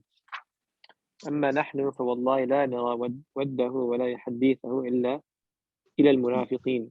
قال رسول الله صلى الله عليه وسلم فإن الله قد حرم على النار من قال لا إله إلا الله يبتغي بذلك وجه الله. قال محمود بن ربيع فحدثتها قوما فيهم أبو أيوب الأنصاري صاحب رسول الله صلى الله عليه وسلم في غزوته التي توفي فيها ويزيد بن معاوية عليهم برضي Constantinople. That was in Turkey, right? Where he's buried, actually. We saw that place. We saw his grave actually there in Turkey. Amazing place, yeah. تفضل. فانكرها علي أبو أيوب قال والله أظن رسول الله صلى الله عليه وسلم قال ما قلت قط فكبر ذلك علي وجعلت لله علي إن سلمني حتى من غزوة أن أسأل عنها عتبان بن مالك إن وجدته حيا في مسجد قومه فقفلت فأهللت بحجة أو بعمرة ثم سرت حتى قدمت المدينة فأتيت بني سالم فإذا عتبان شيخ أعمى يصلي لقومه فلما سلم من صلاته سلمت عليه وأخبرته من أنا ثم سألته عن ذلك الحديث فحدثنيه كما حدثنيه أول مرة. So for some reason Abu Ayyub had a hard time, reconciling that or thinking that actually that happened. Allah. تفضل. باب التطوع في البيت. وبه قال حدثنا عبد الأعلى بن حماد قال حدثنا مهيب عن أيوب وعبيد الله عن نافع عن ابن عمر رضي الله عنهما قال رسول الله صلى الله عليه وسلم اجعلوا في بيوتكم من صلاتكم ولا تتخذوها قبورا. تابعه عبد الوهاب عن أيوب. Qubur all dead people. Dead people don't pray. Don't make your house like that. Pray in your house. Wallahu ta'ala. No.